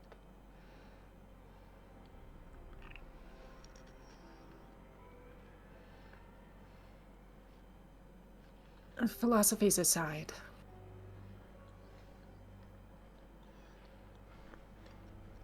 I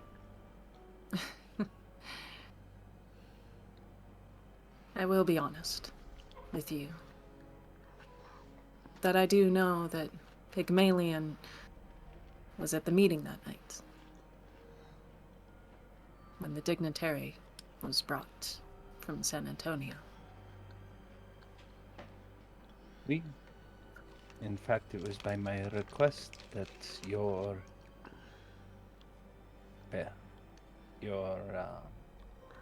no, I'm gonna pause here. It is known to Yvette that you were sired by Baron Kane. Is that you've introduced that as such, right? Yes. Okay, I just don't want to meta this. It was by my hand that your sire was invited in. Well, more actually barged in. I saw to it that he could arrive to speak his piece in his mind on something that would involve his city. I served as his guard and his right hand at that moment.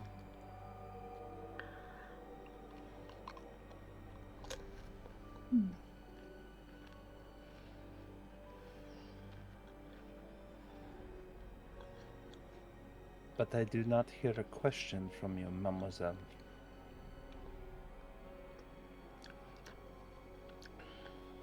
My question is that there is a way to circumvent Mr. Knight before things get out of hand. Whatever is he doing that would end up making it out of hand? You are talking of a trafficking?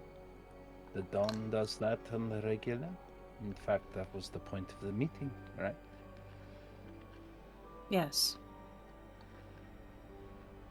And to my understanding, Baron Kane has made it clear that that is not acceptable. Group?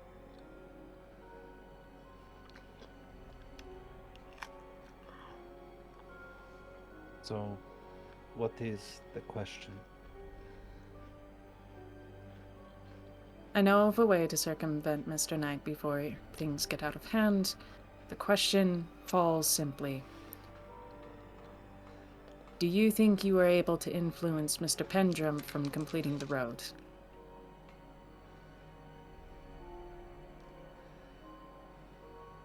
I am capable of doing so.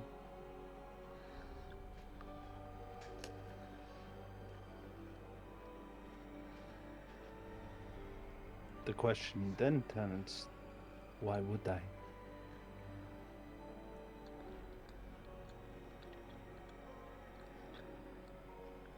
Because at that point, then that would make a benefit for your coterie. At least, as Mr. Knight, it would be of benefit to him. What it falls on is that in the completion of that road, it cuts off the Nosferatu largely from their source of feeding. And yet benefits Baron Kane to have one indirectly in his employ be able to garner significant more influence in amongst the city and perhaps beyond. Would I harm the Baron as such?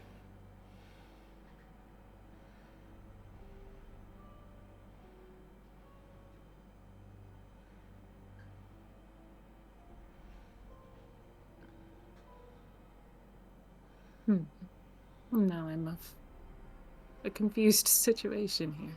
It is a confusing one. I have offered my services, my resources, and all that I can offer, including something very prized to myself, to Baron Kane, in show of loyalty. I am many things, mademoiselle. I am, however, true to my word. I have no interest in injuring or hindering the barony as it currently stands. My loyalty, such as it is to Baron Kane. My interest in this city lies in Baron Kane. To stop the road, to hinder one that is under my influence, would not only be hindering myself, but also the Baron himself. And my confusion, if you can help me connect the dots, is that I was under the understanding that the completion of that road would in fact benefit the Dawn. We, in the short term,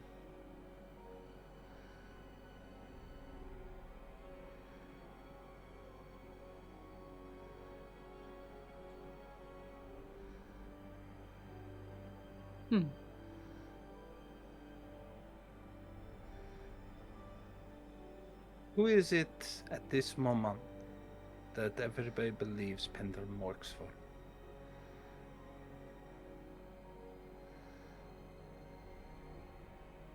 As of right now, to my understanding, he is under the purview of Baron Kane. No, And that is through you. but that is not what everybody sees. Me? Because if No. it were true, they would come to me. But they do not. Why?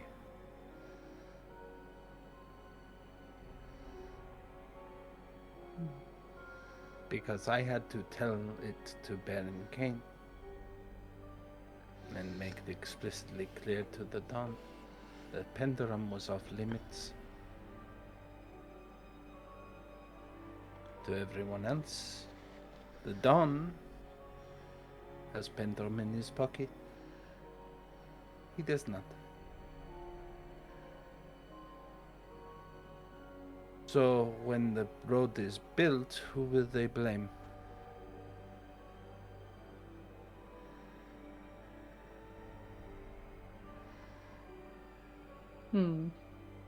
I see where you're coming from now. Two birds, one stone. One. If the road is built, Pendulum here has an opportunity to end up coming to power. Power, in which case, can be not puppeteered, but at least guided by the whims of the Baron Kane. So long as you do it softly, you can do so. But it is best not to treat it as a hammer. This is how you get caught. This is how you bring about the Second Inquisition. It must be a small thing. By degrees. No, I never questioned that. All the more reason why I do not wish to have a trafficking ring.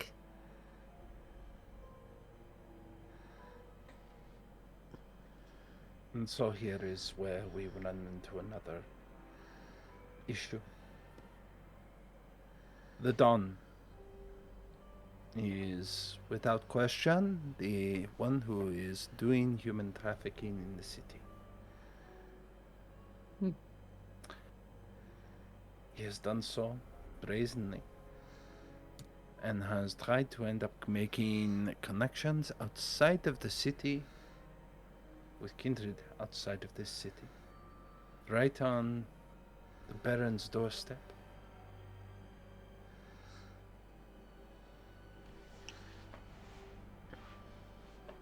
And yet the Baron can do what? In truth.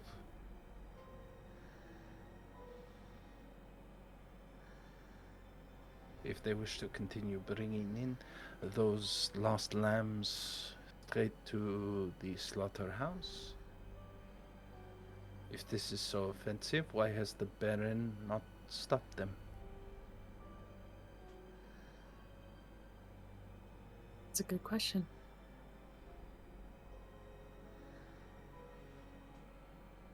Another thought. Where Monsieur Knight's vision come to pass, as distasteful as it is, this also means that power is stripped away from the Baron, and you have more oversight and control over the horrific situation. You can influence it.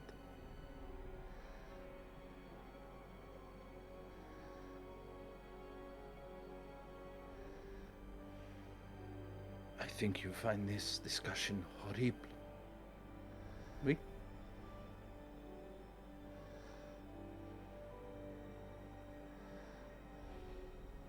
Not agreeable. Nor do I.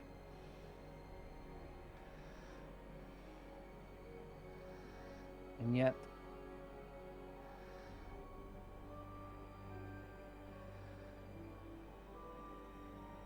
what would you have us do?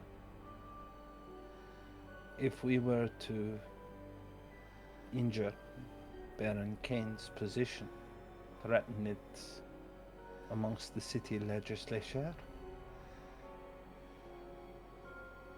in order to appease the Nosferatu, would the Nosferatu suddenly flock and say, yes, thank you? Would they offer the same? Could they offer the same? And if Monsieur Knight is correct, they are half starved. What would happen if they were to suddenly be unleashed?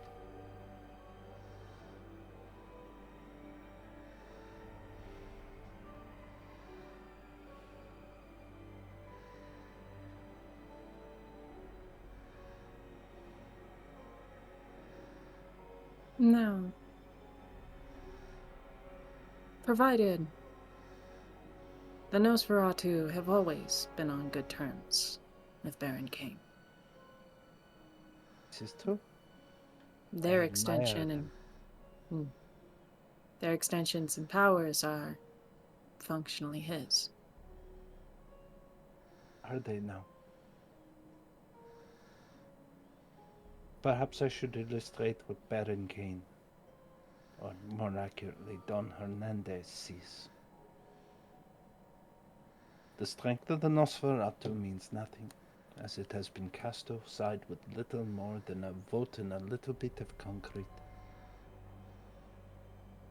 And they will do nothing.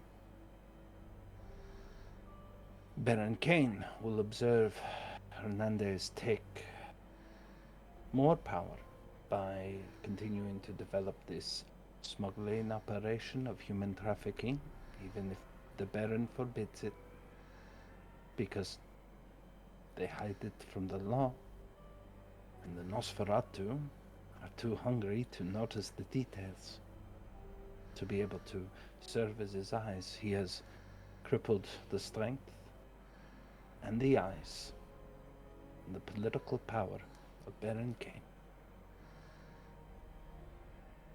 The only ace in the hole in this situation is Pendulum is mine.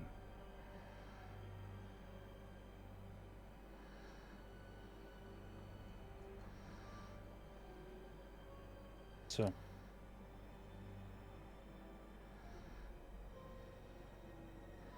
would you like to know my thoughts on the matter? I've been waiting for them. I find it distasteful that you hear use, or that the idea that one should envelop themselves in human trafficking. I find it distasteful, but I also acknowledge that it is not something we can stop. But nor can we turn a blind eye to it. A sad contradictory terms of our reality. What I would see, the Nosferatu have connections to the underworld, eyes and ears. If they only need a little bit of gas to get them started. What needs to happen is we need to offer them an alternative, a way out.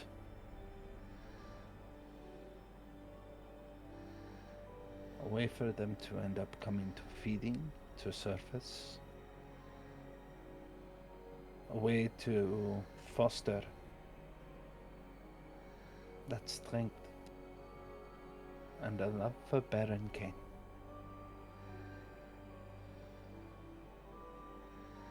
To know that the servants of Baron Kane worked tirelessly so that they could circumvent the very situation that Don Hernandez placed them upon. And to foster that distaste that you felt within them.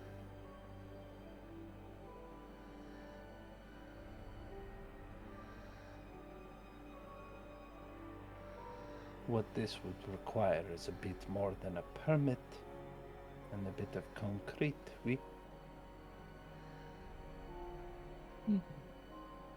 So tell me, when Monsieur Knight talked about creating a human trafficking ring, what was he really doing? He was finding an alternative, surely. I comprehend that. I think there is a misinterpretation, though, to suggest that we can merely make our own and not immediately come into conflict with what's already existing. Oh, it will be a conflict. That is the rule. In a Cold War, you are no soldier, oui? You said case lawyer? Correct? At best.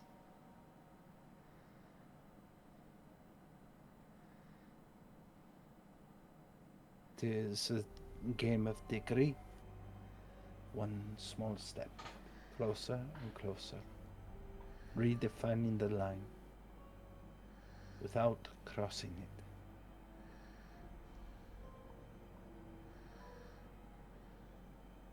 How do we empower the Nosferatu to allow them to air their grace once again? Hideous as they may be, I believe in the nobility of Nosferatu.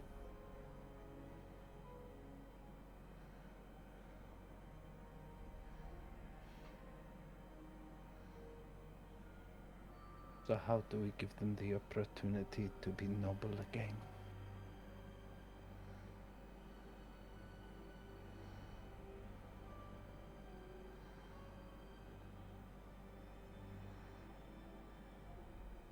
It is easy to end up saying that we cannot do something. It is something else entirely to come to a conclusion of an alternative. Monsieur Knight is capable of many atrocities. It is what keeps him useful in this coterie. His mind operates very differently than most.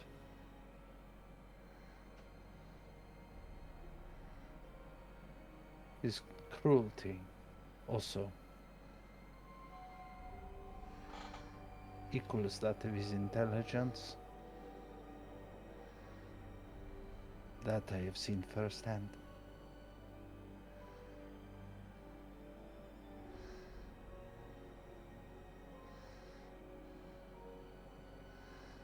I would circumvent that cruelty, if possible, without compromising my lord.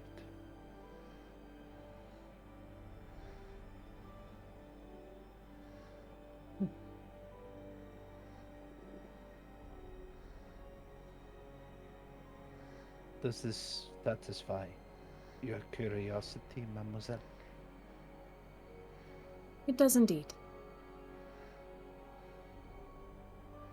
How may I be of assistance, mademoiselle? Yeah.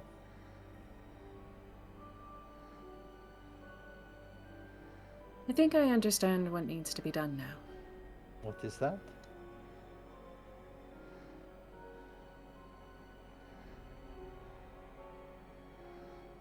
I am not too keen on a new network being created. But I am keen on undermining another's.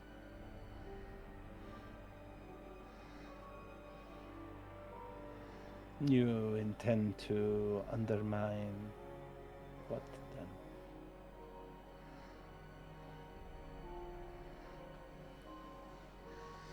Mr. Knight wishes to have a trafficking network and present it as a solution. And we shall take the one that exists.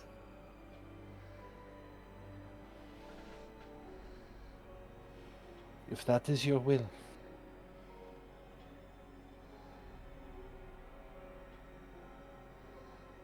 As of right now,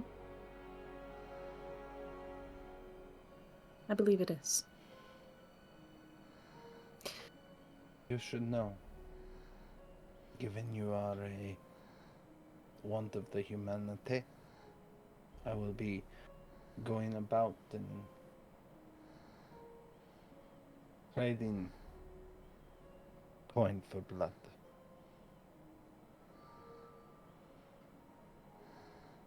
If you feel you're capable of it, in a more altruistic sense, a sense of fairness, perhaps. If you feel you are capable. If not, and if there's anything I can do to assist you, then I will do so. But the pendulum is not to be touched unless I have condoned it. If something were to happen to him, I fear the worst of myself as well.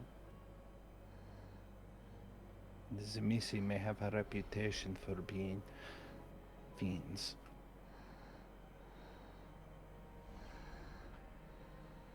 But I have something else growing in myself that I'm almost too fearful to discuss.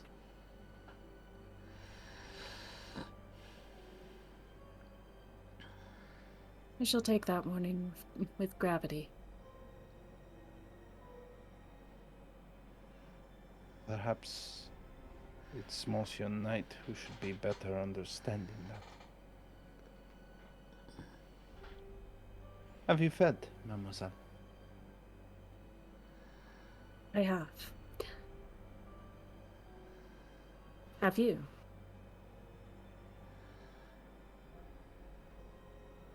It is of little consequence.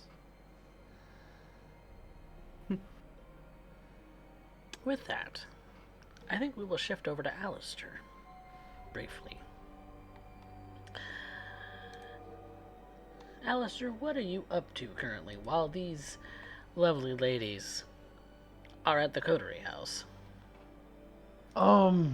Since he has some time to kill, I think that he would stop in and see Jax for a little late night rendezvous. A little bit of a pick-me-up. Yeah. And I'm guessing you're feeding on this man as well. Among other things. Among other things. With it being Leave him so happy, late, leave him healthy. yes. And with it being so late, he is more than happy for the aid in falling asleep. But he might be extra groggy tomorrow. How much are you taking? Just a single dot. Alright, then consider that a dot spent from a herd. Do. And I will make sure to, before I leave after he's asleep, I'll leave a snack of some kind. I'm sure he has like Danishes or cookies or something and a thing of juice on his table. Of course. Just because he'll be a little groggy the next morning. Even though I do feed from the man, I do care. He is very fun, and he's very pretty. Well, he's fun in that he doesn't say no. He's fun like a pet would be.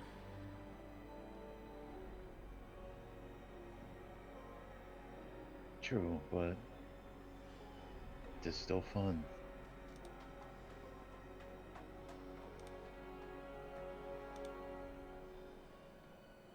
Afterwards, I would probably head back to the coterie house until someone has need of me be practicing in my study.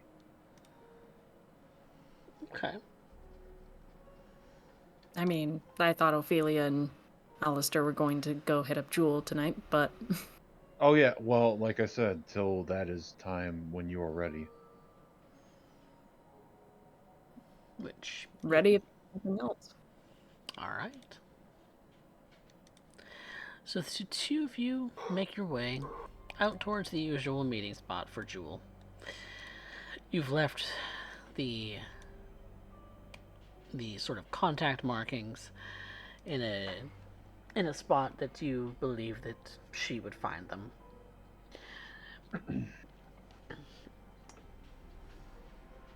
And much like every other time that you've met her, she leaves you waiting for a while.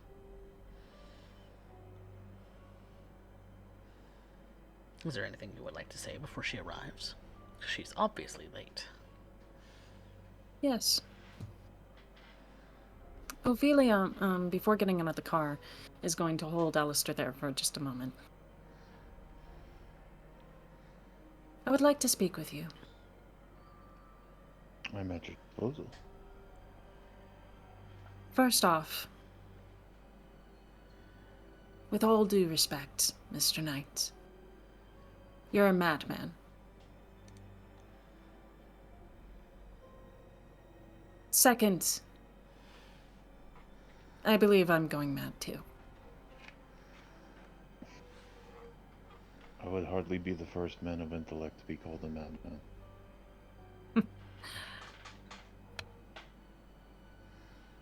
I've thought about your idea. A little hypothesis there for how to approach this, and I still stand by the fact that I do not agree with creating a new network. But I have a proposition to you.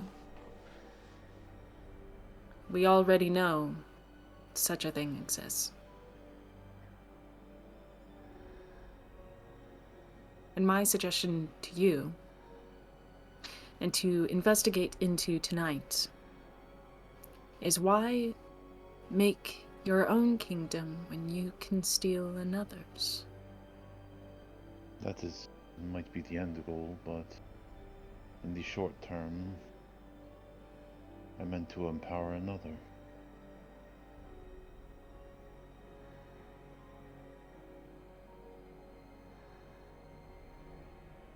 Very well.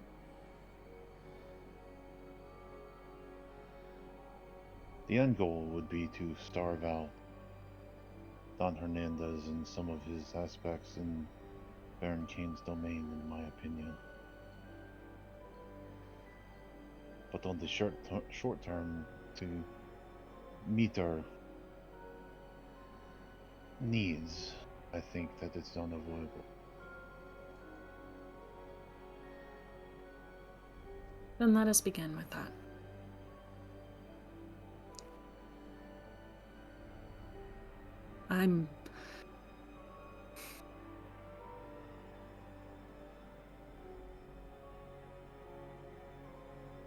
I have never done anything like this before.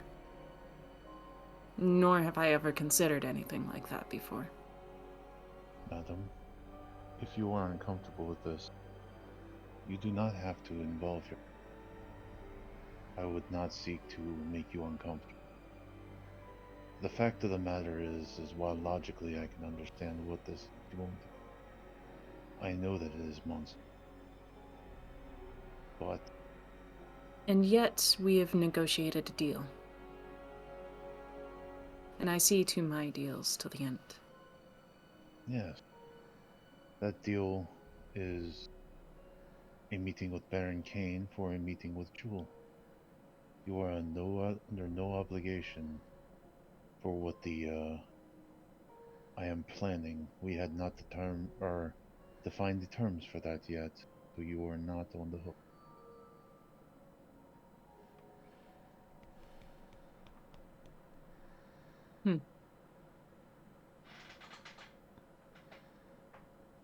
I would never force you into doing something that you would find distasteful.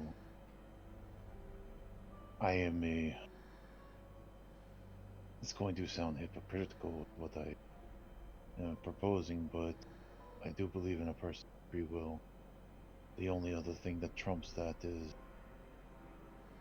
what I know to be true. And what is truth is, throughout history, those in power have used those under them for any gains that they may need. It is a wheel that grinds everybody to dust, and one that eventually will be broken. So what we set up will never be permanent, and that's the only solace that I can find in what I have proposed.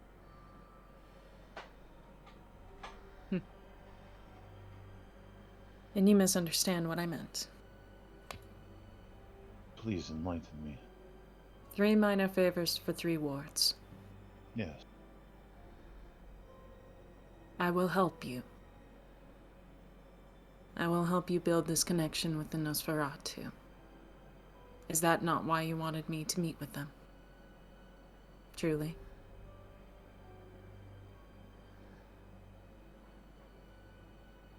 I figured you have your own agenda, and I would never cash in a shit that I do not fully own yet. I will welcome any help that you would seem fit to give, but I will not call that in until I have provided services rendered. I too have my own morals and my own code of conduct as a...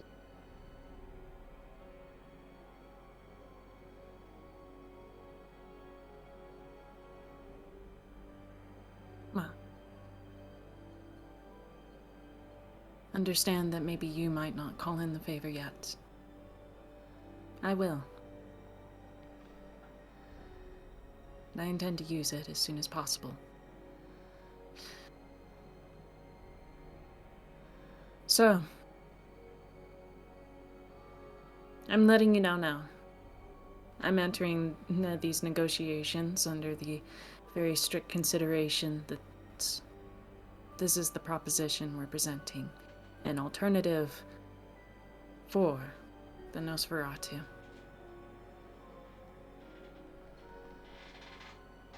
Because as it were,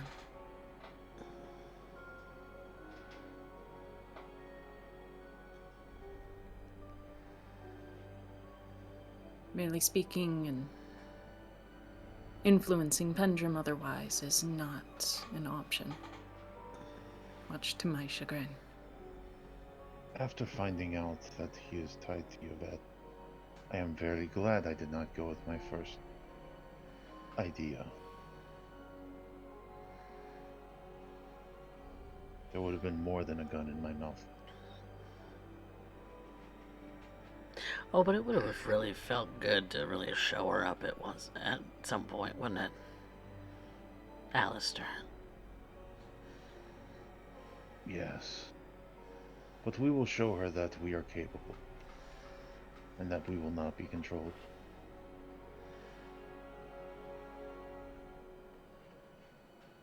I want to mention as well.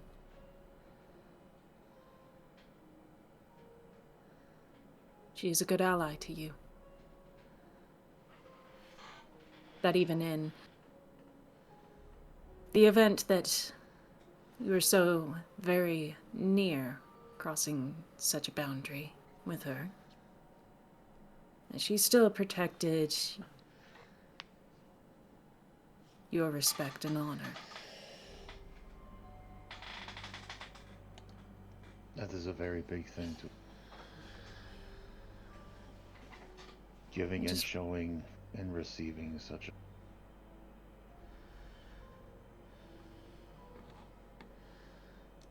It is why I'm glad that I did not finish my first. Yes.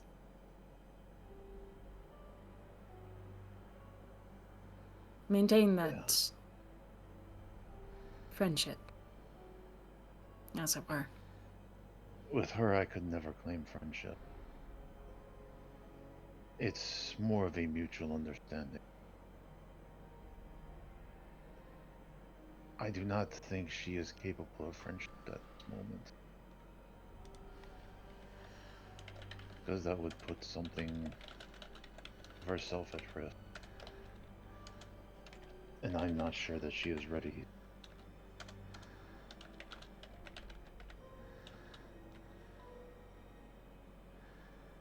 Friendships between kindred always put us at risk.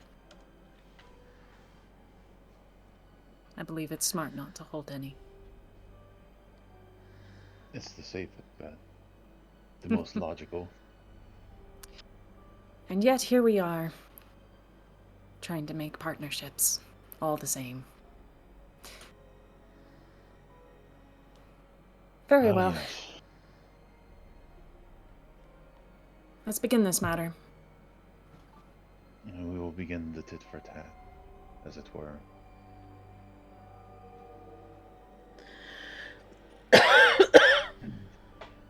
And I would lead to a bench around the area that we're supposed to be meeting and just sit and relax and wait. Probably pulling out a book. And you would find that she's already sitting there. Hood pulled up, kind of in the in a sort of dark, hoodie and sweatpants. She's kind of got her arms folded in on herself and kind of looking like she's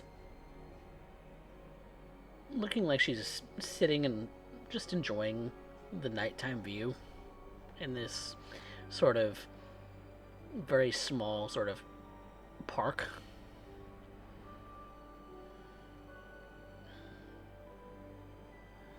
I'd walk up and extend a hand and, Jewel, it is a pleasure to meet you again. And she'll extend a very kind of long, spindly fingered hand.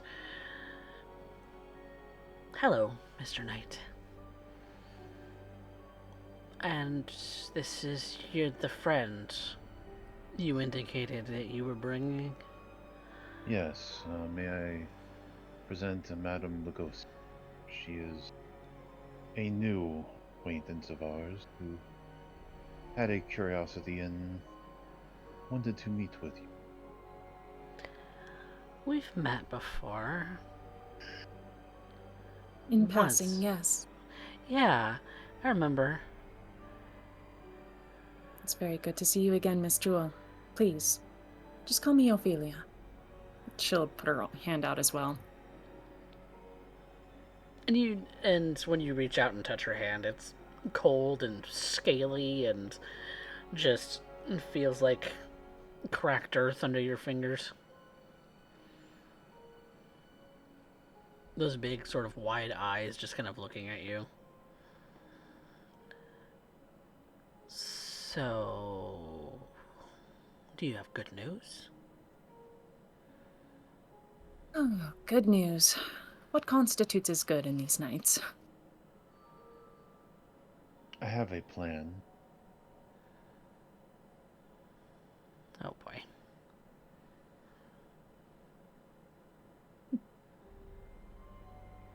All right. Depending on which ways they go, some of your needs will be fulfilled.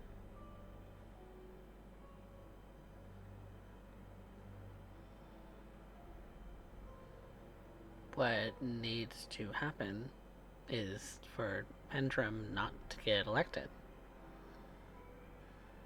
That's Why the is deal, it? right? Why is it that you do not want him elected?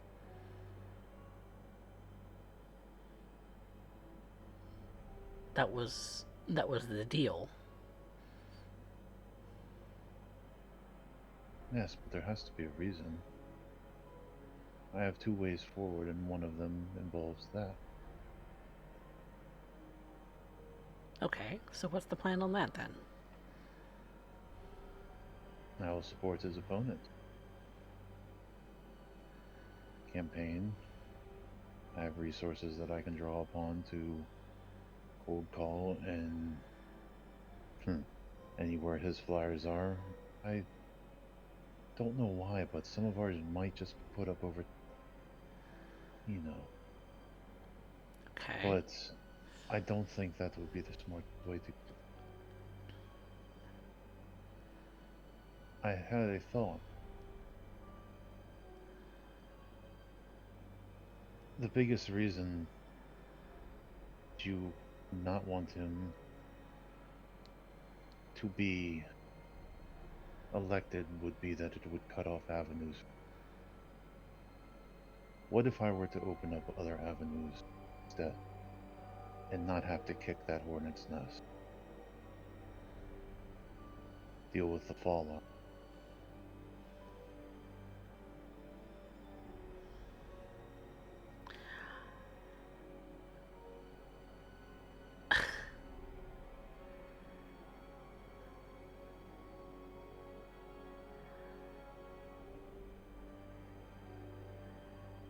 Huh.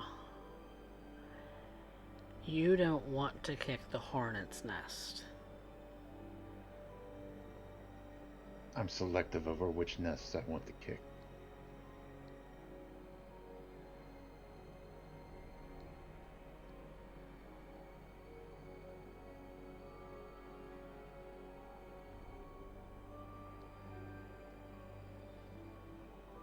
She just seems to be eyeing you, Alistair, for a moment.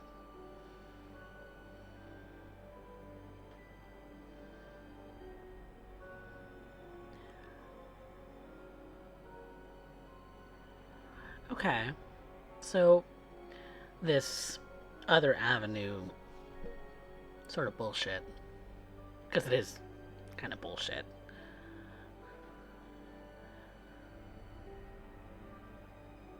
What would that look like if I were to humor you?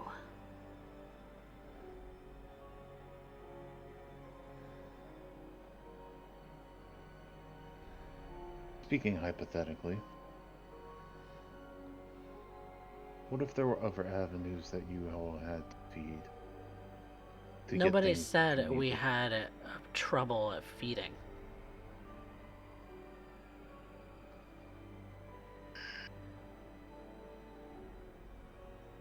But if that finishes, you will.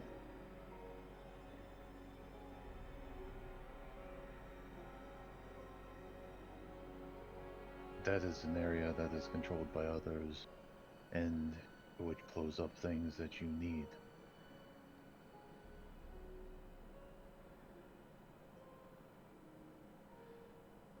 And we're supposed to just roll over and let it go?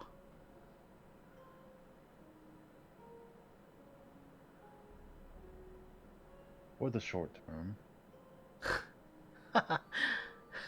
How did I know? How did I know? No. I'll be frank. This sounds like absolutely something that would be cocked up by Don Hernandez. I should have known. I should have known never to even ask you. I am not the Don. Bullshit. Fuck Don. We're done. Miss Jewel, if I might. Mr. Knight is beating around the bush with this, so we'll be even with it.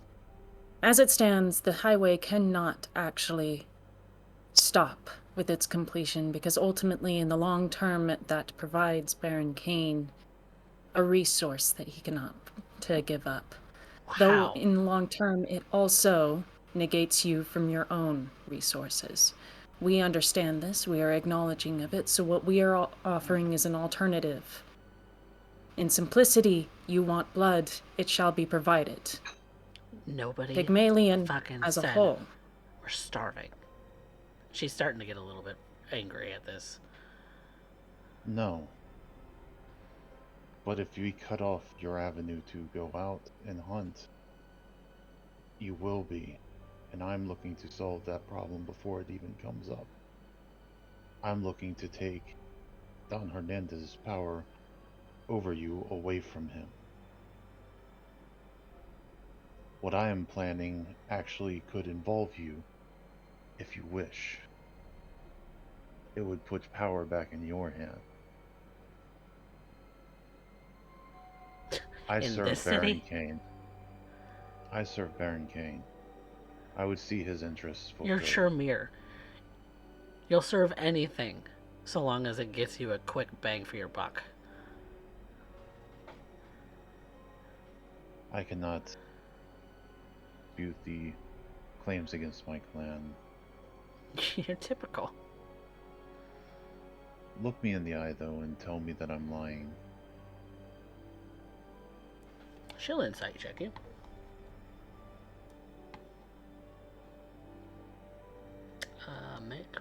Now, are you... This is sort of a ploy, so it's going to be a manipulation persuasion. Okay. I believe it's the same dice either way for me, so... Yeah.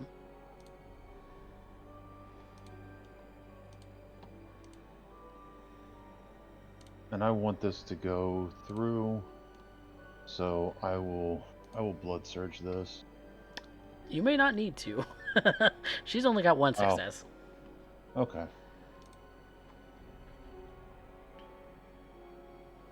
I only got one success. But I am being very forthright.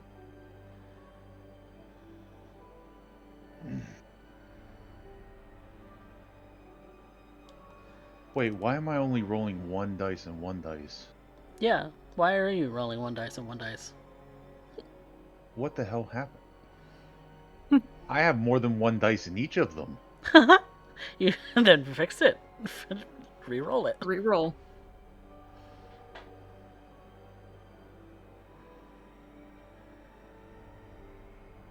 There we go. That's better. That's better.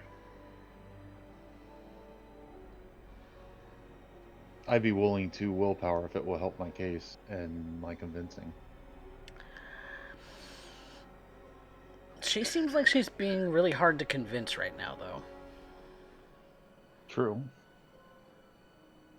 I will willpower just because I want to get through to her that I am on her side. That I am working to do this for I mean, you can the if you want greater to. good.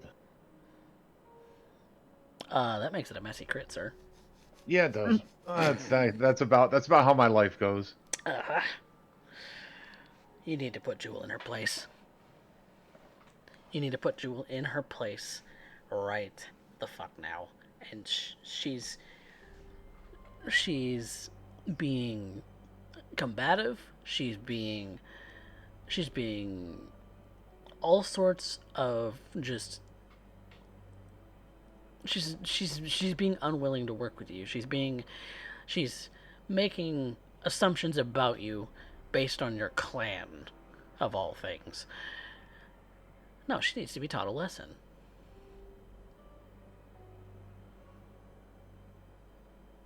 Now, You want to make her kowtow to you. you may not like this, and you may not like me. But should I pull this off and your elders, they enjoy the benefits of it, how would they like it if you were an obstacle in this, instead of being the one that helps smooth things over?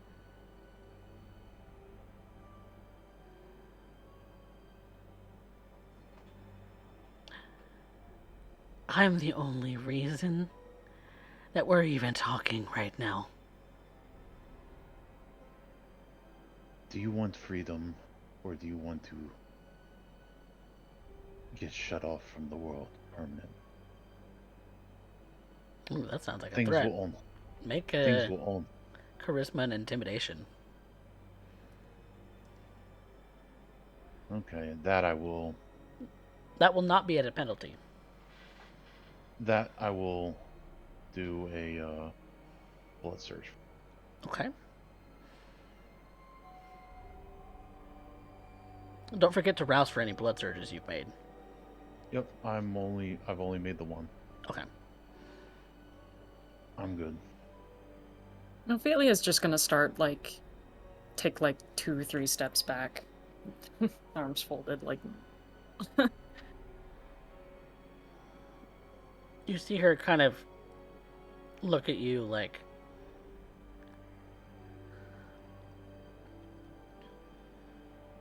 the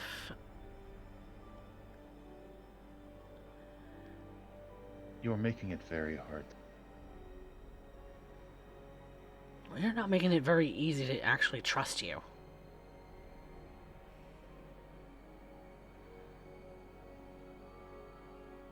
Most of those issues of trust are just preconceptions that you have about me. I have never done anything to warrant such thing. I have only ever extended a hand. It may have been misguided at some points because of not knowing what you guys really needed. But it has all came from the same place of wanting to help, No. wanting to work. That can't be true. Why? You eliminate every single probability that is illogical. Only the logical remains. Simplest things are often the truth. And I'm supposed to just... What?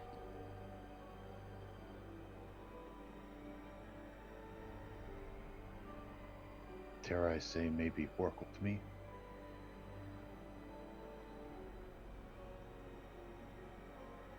I will not be a slave to Don Hernandez. Or to you. Do I have to repeat myself? Fuck the Don. And I did not say work for me. I said work with. Same You're difference. not beneath me. You pity us. Of course we're beneath you. There may be lingering emotions, pity. That is not why. I don't believe that's a bad thing of wanting to help. Doesn't make me better than you. Of course you're better than her. You're better than all of them. You're better than every single one of them. You're the smartest man in this goddamn city. Shut up. We don't need this right now. I'm smarter. I'm more cunning. Ruthless. I am everything they want a warrior to be. If we're gonna go to war, they'll need me. You're absolutely right. And that's why we're offering you the opportunity to be at your best feat at all times. That was actually Alistair's beast talking to him. Oh, damn. Never mind. I didn't say shit. If I wanted to keep you under my thumb, would I offer you and your clan the ability to get in on the ground level of what I'm trying to do as equals. You still haven't explained what that is. Simply put, acquiring vessels of blood for you. You can't just make people magically appear. Can Not you? by magic. Alistair will think for a second. I don't think so. There are a lot of things that I can. I'm still learning. The fact that you had to think about that. After becoming what I am tonight, something that I thought was pure myth, I have nothing else since then. Till I know it to be false.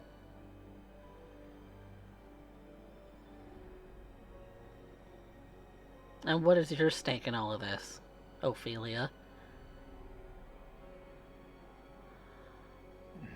My stake is that I'm just here to help out him, Mr. Knight. That, and I was hoping I could ask and exchange some information with you.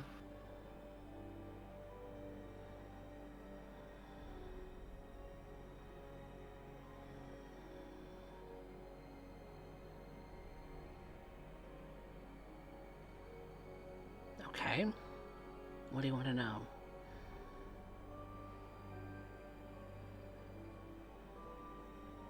I was interested in knowing if there are any rivalries within the surrounding domain. Generally speaking, Baron Kane's area and reach. But if you happen to know some within the other, extending to the other barony as well, then I'm willing to tell you quite a bit about what happened when that dignitary arrived from San Antonio. I had heard about that.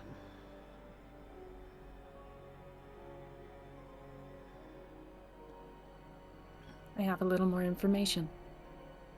More than most.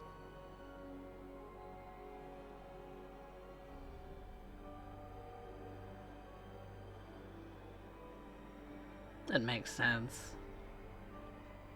The Baron was there.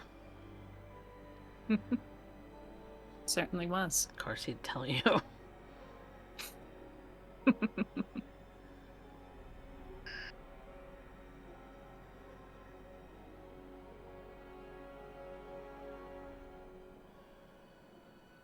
Do you happen to know anything?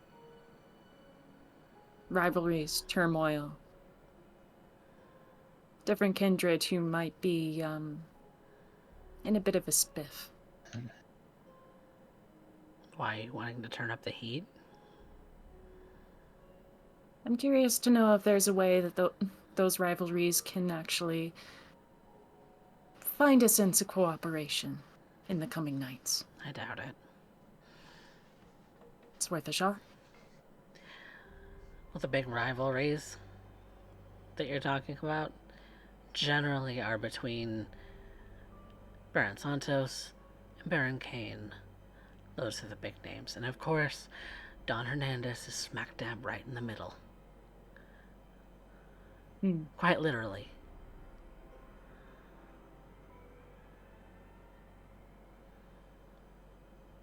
Indeed he is. And every goddamn night, something switches to either Santos or to Hernandez. And what are we supposed to do about it? Either Santos or Hernandez. Yeah. What do you think? Baron Kane has any power in this city?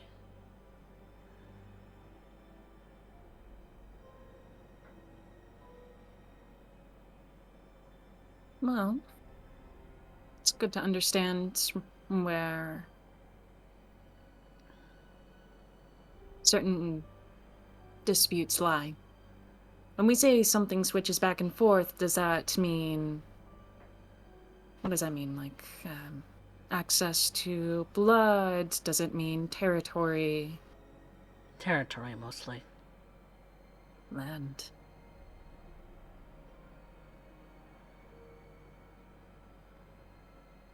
I think Santos is in league with him. That's my opinion. And all of that dispute is just a front.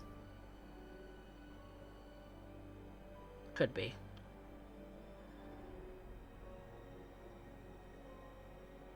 I see. Is there a specific domain that they seem to be, going back and forth over recently? It's never the same. And it's always just one street over or one street back.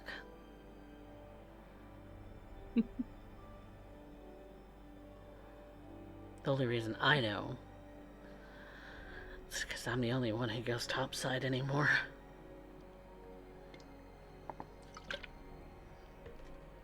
I see.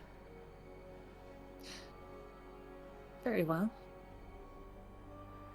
The rest are content to feed on rats. Can you believe it? Wait it out.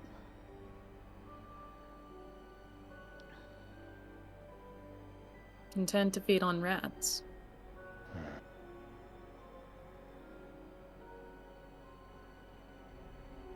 I could never stomach them, to be fair.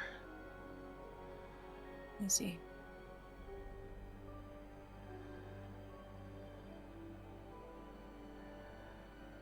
Maybe I have one on top of you in that department. What? You wouldn't believe. I have fed on a rat once. And a raccoon. It's disgusting. Terribly so.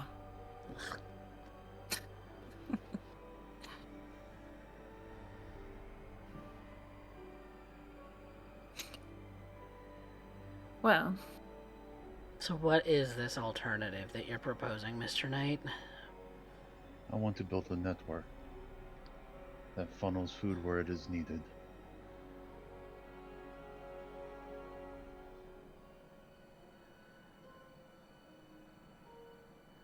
You're talking about like a criminal ring, right? Human trafficking.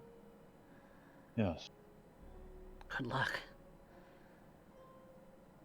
And that's what I told him. Cartel's got that shit on lockdown.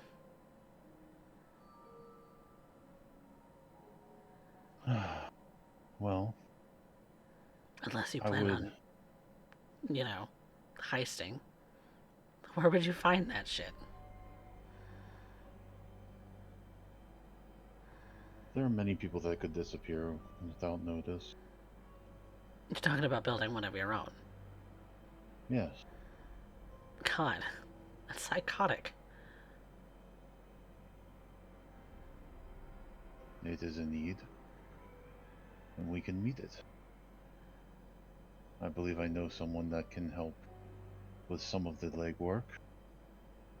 I would bring you any that are interested in from the Nosferatu to work with us. I mean, after all, how long can someone feed on rats before eventually the hunger takes them? I would see you return to former glory. You're talking about a centuries-old glory that's long dead. And we are dead, yet we still move. You know what I Nothing is mean. impossible. You understand what I mean, though. Yes.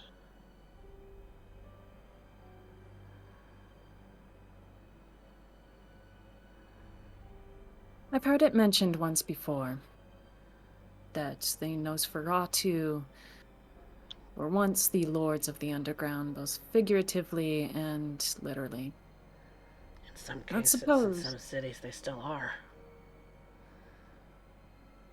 Not here. And why not? Because cartel? Yeah. They swooped in when the city became the capital.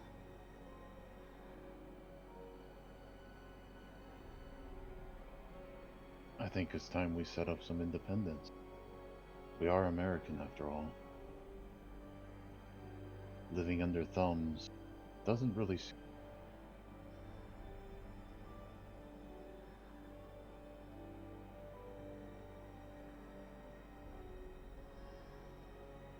I don't know that we could ever become barren or anything like that.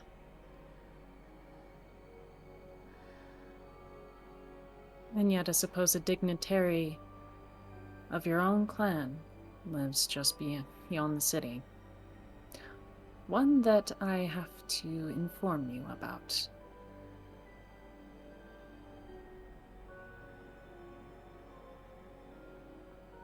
Okay.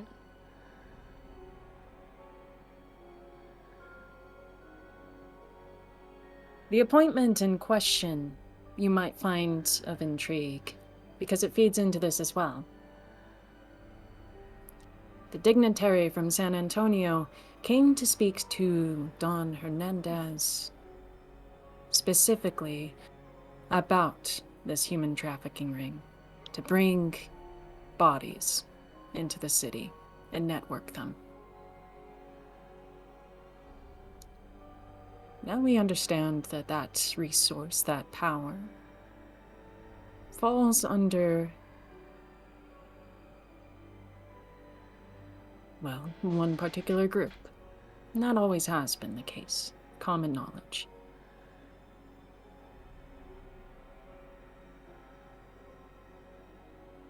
But we also know now that there is an expansion to the ring.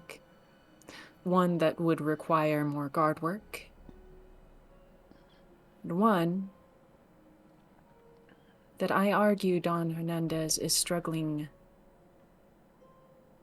to spread his network out to.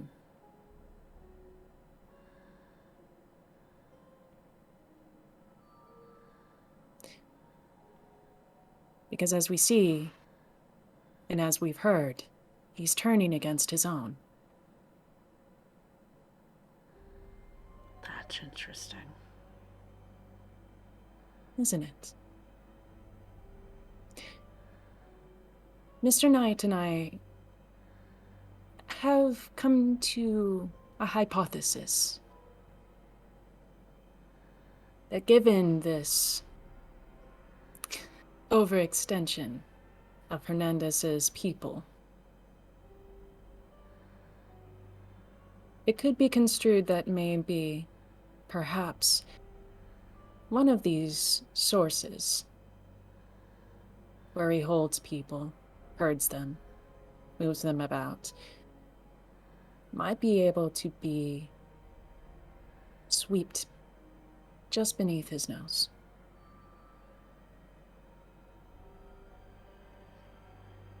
So you are talking about a heist.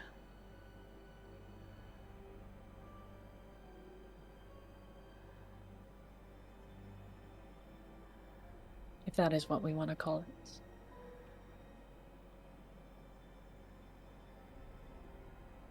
And if I was, for sake of argument,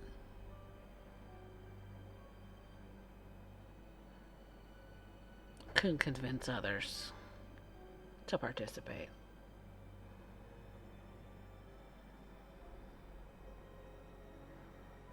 What's in it for you? What's in it for me? It's quite simple. I do want to see the Nosferatu rise back to a level of power and prestige once more. I do want to see that. Because a good relationship, a neighborly relationship with you and your clan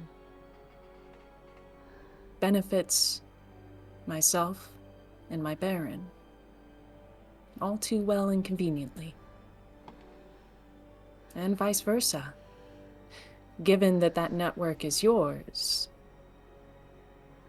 and yours to control in the long term.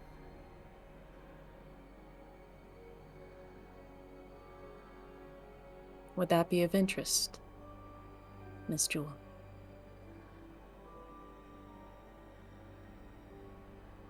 I'll talk it over with the others.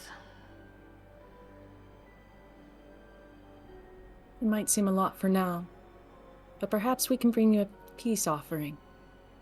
As Mr. Knight has suggested, we'll begin with starting a small section.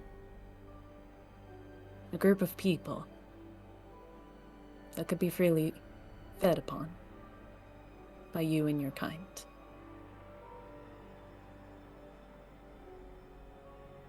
We'll collect them, do as needed to make sure that they are secure food source. And we will consider that the beginnings of hopefully a very positive relationship.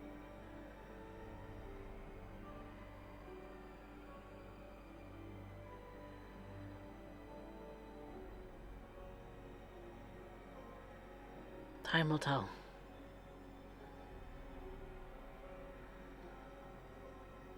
If you can fulfill your end,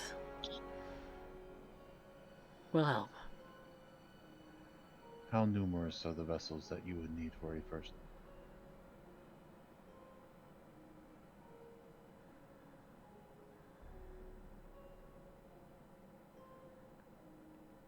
I'll get back to you on that one. I don't know exactly.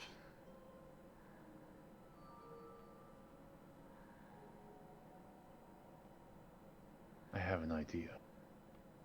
And he'll get a Cheshire grin. What? Ophelia doesn't even try to hide the fact that her eyes are just like We'll start side-eyeing. with close to 10.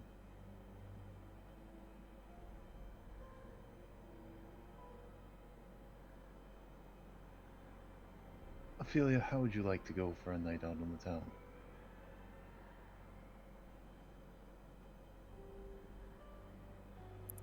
Well, I've never said no to a date with a gentleman. I think that is where we are going to call the session for tonight.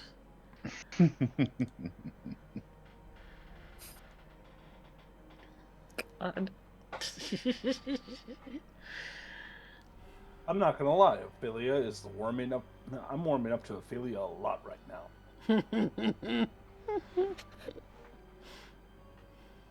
Oh, it's an idea from Alistair. How bad could it really be, guys?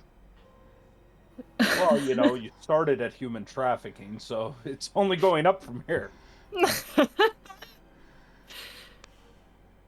The horrors of Oh. VtM, everyone. In game. God. Hey! Oh, God. I'm sorry, my Ophelia's gonna psychic- have to make like a whorehouse. That's what she's doing. She's making a whorehouse. She's gonna make a brothel. She's gonna have to buy a whole entire house and then start stocking people up in there. Oh, no. Yeah. Oh. The horrors. Stalking people up in there. The horrors. I can't wait until Pax hears about this. Who do you think my contact to House get people to lay the groundwork is? Occupied by whores. Lay the groundwork. Oh, this is going to be fun. Yeah. The horrors Yeah. of VtM, everyone. Mox, who do you think my contact is that might know the way to lay a groundwork for this? I'm going to tell you now, come up with a backup plan. I already have. Yeah. I'm gonna give you that one. Come up with a backup plan.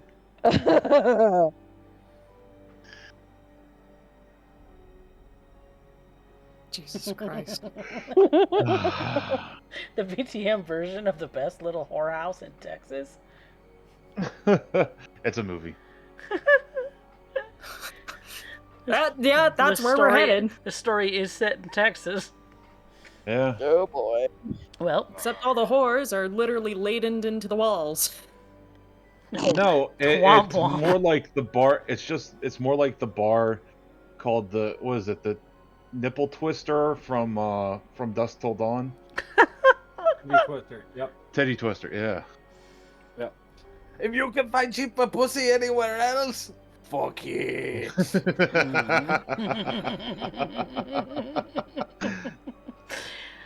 Well, Fucking Cheechmarin. That was such a great role for him. with that being said, we are now going to. I mean, you guys are thinking of a plan. You haven't actually enacted your plan yet, so No. no stains for anybody. Yeah. If So thankfully, if I do this right, and I get the right information, I think you're going to be impressed with this one, Coffee. okay. I think you're going to be impressed, but this is entirely trick shot, 8-ball corner pocket. Yeah, do it. We're talking 4 rails with a combination. Oh yeah, get it. Get it. Well, it stems from a few different things, but there's one key bit of information that needs to naturally cross Yvette's path. She can't fish for it. But Well, we'll have to see about that. But it's Alistair, so I'm eventually going to hear about it. Hey, Alistair's been better. He's better. been better. Not good. Notice Yvette never squealed anything about what the hell you did to the old man. Nope. She Nope. said, Yeah. no, I just know what kind of monster he is. That's it. That's as Yeah, far as old that man's conversation went. dead. But But we're moving on to some willpower. Who recovered any? I did. Not yet. Yvette, I didn't because we went a completely different route. No. I was going to weaponize the youth, but I didn't end up doing that. Nope. Nope, didn't do that. Still on the table, but still didn't do that. Then we're moving on to some experience. Black Wolf has already started the poll for who is the audience favorite for tonight, because you get bonus XP for doing so. Oh my god, a kitty. CL photobombing. Yep, Oh yeah, good at it. good at it. But we do things very similarly to how Derek does things in San Jose by night, in that everyone at the table is going to get one for playing today. So, there you go. Yeehaw. Yeehaw. Then we decide with our players voting amongst each other about who had our best scene, who moved the plot the furthest, and who had the best lines. So, plot mover? I'm giving that to actually Ophelia. Yeah, Ophelia, either Ophelia well, or Alistair. Ophelia was the one who was basically serving as the side guiding post for every other plot. Yeah. Pretty much. But my opinion has nothing to do with this. Essentially trying not to rock the boat. The boat's already rocked, honey.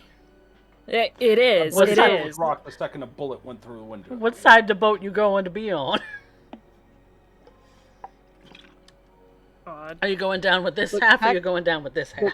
Look, Pax is just like, I'm just trying to stop the boat from flipping entirely. It's already cracked in the middle. Which half you gonna be on? Alistair's the guy that falls from the Titanic and hits every bump on the way down. Oof. Oof. Alistair wins the channel's favorite though today. So, Oh, really? Yep. Ravenstar made sure of it with 3,000 channel points. Thank you, guys. Yeah. But yeah, plot mover. That we have a throw in for Ophelia. Who else we're thinking? I think it's unless Specs doesn't want it. If Specs votes for themselves, then Ophelia gets it. Fuck yeah, I'll take it. All right, Ophelia gets it. Gucci. Best scene. I'm gonna have to give it to Yvette for just like giving Ophelia the lecture of, I see.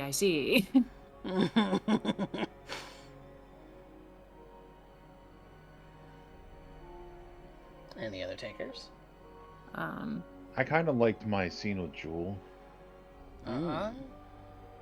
but I don't know. It's kind And of close. actually no, I want to change my vote. Oh. the bombshell that was Julian and Pax conversating. Yeah. Oh yeah. I was actually going to say the scene with Yvette and Pax, because Yvette was so cold in that. And it's really showing how she's starting to slide into a different mental state. We have several Somebody contenders. picked up on that. Several contenders here. I kind of like PAX. I'll go with PAX. For which one? The with Julian, because that was amusing. Pax and Julian. Okay. Yeah. Okay. So that's I'll 2 go votes with for you. Pax and Julian. There you go, Pax. There you go. Yay! Best line from tonight. That's hard. Was there one that stood out tonight? 2 things. First, you're absolutely insane. You're an absolute madman. Second, I think I am too.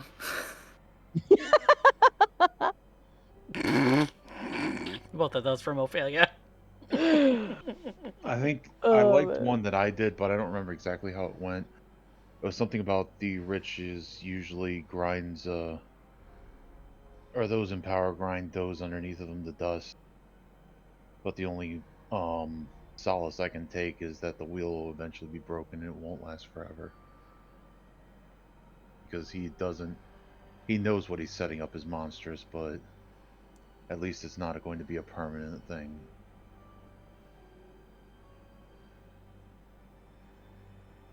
I don't know. Like, there wasn't really a standout tonight, though. We all had some, good little ones, but... Kind of want to give it to Ophelia. You're a madman. Yeah. Love Yeah, that. I thought that was great. It's more the I am too. Shit. You're a madman, but I'm kind of agreeing with you right now. What does that make me? We're going somewhere dark. The only other line that really stuck out to me was kind of the gravity behind Yvette warning Ophelia, like, you might be a fiend, but if you go anywhere near Pentrim without my express permission, then you might see what kind of monster lives inside me. That was pretty fun. That was a pretty good one, too. Ophelia was like, okay, alright, considering you were just cleaning guns in front of me, I could believe that. Ophelia's new enough, she might not have ever been shot before. Nah, I don't think so. Oh, coffee. Yes. Or not coffee. Spectre, I gotta end up asking a real quick question. Has Mhm. Ophelia built herself a mask, or is she still going under her name as Immortal? She's still going under her name as Immortal. So anything that you can find, like her one dot of fame, you can just basically find everything under that. Okay. Well, then I would like to end up congratulating Ophelia on getting something a little bit odd. I'll PM it to Coffee and you afterwards, but All right. I'm kind of curious where that puts Ophelia at that point. We shall have to find out. Secrets amongst kindred, everyone. Mm-hmm. So I think Ophelia took the line for tonight, so... Yeah, Oh, 2 thank you. voting for. Yeah, there's 2. Hey. Once I didn't take an extra point. Huh. Alistair was whole ass being Breaking Bad in this session. Yeah? Yeah? It just takes a fledgling to really point it out. Go on, full on Breaking Bad on about this bitch. I need to watch that show. I do too. It's one I haven't watched, and I'm sad about it. We have to watch it sometime. But that completes Austin by Starlight for tonight. Thank you guys so much for watching and so much for playing. And thank you so much, Ravenstar, for buying another commission, because you're great. You are an awesome person. I will be getting on that pronto. uh, be sure that if I'm not sleeping tomorrow and I'm not in Rebirth, then I'm probably working on commissions because I have so many hours lined up right now. It's unreal. So, yay, commissions. Oh God, I have no time. But thank you guys so much for watching, and be sure to hit that follow button if you haven't already, because every little bit helps when it comes to promoting this channel. And the closer we get to 500 followers, I might do some kind of cool giveaway. I don't know yet. I might give something away that's actually worthwhile. No. You know, it might be something different from the usual giveaway a commission sort of thing. So, um, but yeah, thank you guys so much for following, and any of the subscribers from tonight. You guys are great. So we all of it's appreciated because it goes a long way to helping me make this channel that much more for you all. And if you're here on YouTube, like, subscribe, comment, all of that jazz. And if you're not following on Twitch, you should be, because that's where we do everything live for Rebirth and for Austin by Starlight. So do that. All the links are in the descriptions. And so that does it for all of us, though, here at this lovely Coffee Cat Presents channel. Yeah, I think we should say goodnight, everybody. Good night. Good night. Good night. I'm with absolute maniacs right now. Yeah.